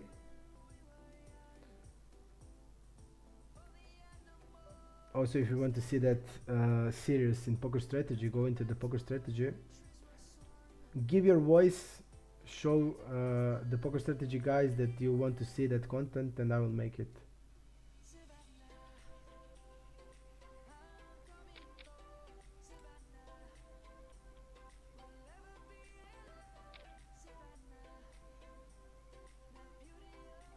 Let's see something here, Don River. Okay, we have it marked in the HUD.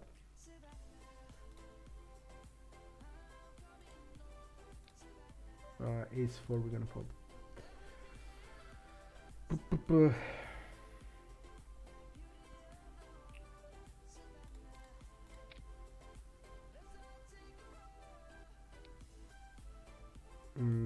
G Fisherman GJS. Art Force needs protection, so I'm gonna go with a bigger size.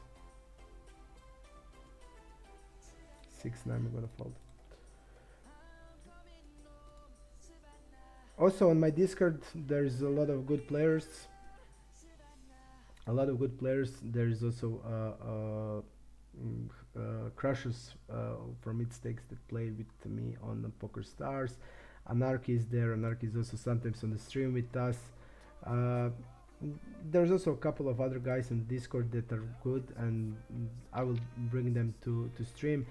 I didn't do it because I knew I will go to vacation, and basically last month I was mostly I was on vacation or doing some stuff I needed to do, take care of some business.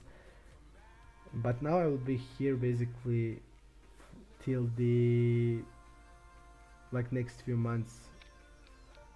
I will not go I will go like playing live, but I will be here. I will make regular streams, and I can show you. You can learn with me, and I can show you how to crush like any field. Because if you can crush on the Pokerstars, you can basically crush on every other site. I play on Pokerstars and iPoker mostly.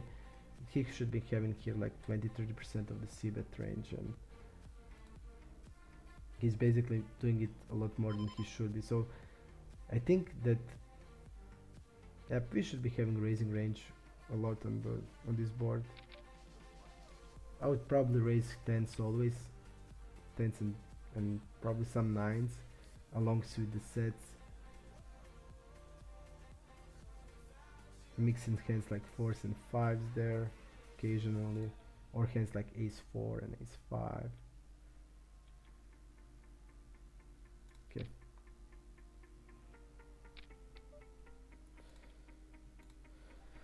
And I would say that iPoker and Pokerstars has it's the toughest sites. I also played other sites. I tried them in before, but they are not even close to this. Stars has maybe little more of recreational, but iPoker has worst fishes. There is like many whales that play casino games and then go to the poker. I think when the isolate happens, we're not gonna. He's not full stack, so we're not gonna do it. We're not gonna do it. Maybe we'll stay in a heads up. I mostly like to play heads up. It's my first game I ever played. and I played heads up really a lot, and I enjoy playing it.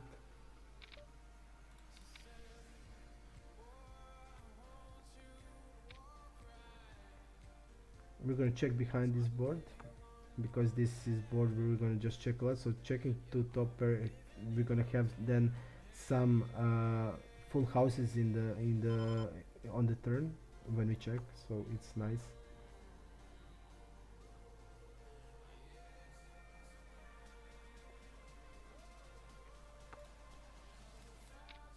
We're gonna go 1/3. This ace is also incredibly good for us, and now we're just gonna go with the bigger size. We're gonna pot it like this.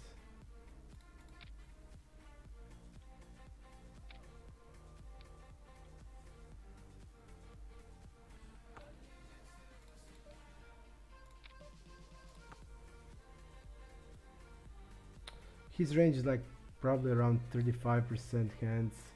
That indicates he's gonna have a lot of hands like 9-10 off, 8-10 off, Jack-10 off, King-9 off, and stuff like that. It's a little bit tricky on the turn. I'm gonna call this.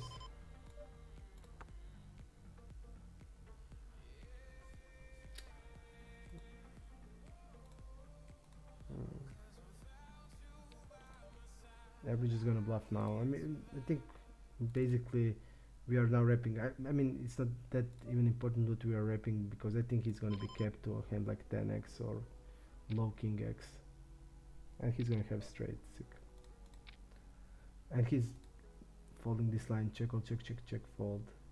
It was 2 of the 2 times now he called. He had the nuts.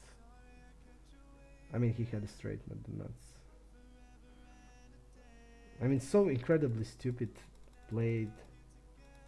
Called the flop, okay, he trapped, but now what? Why is he not raising the river? Why is he not raising the river? Can you explain me that?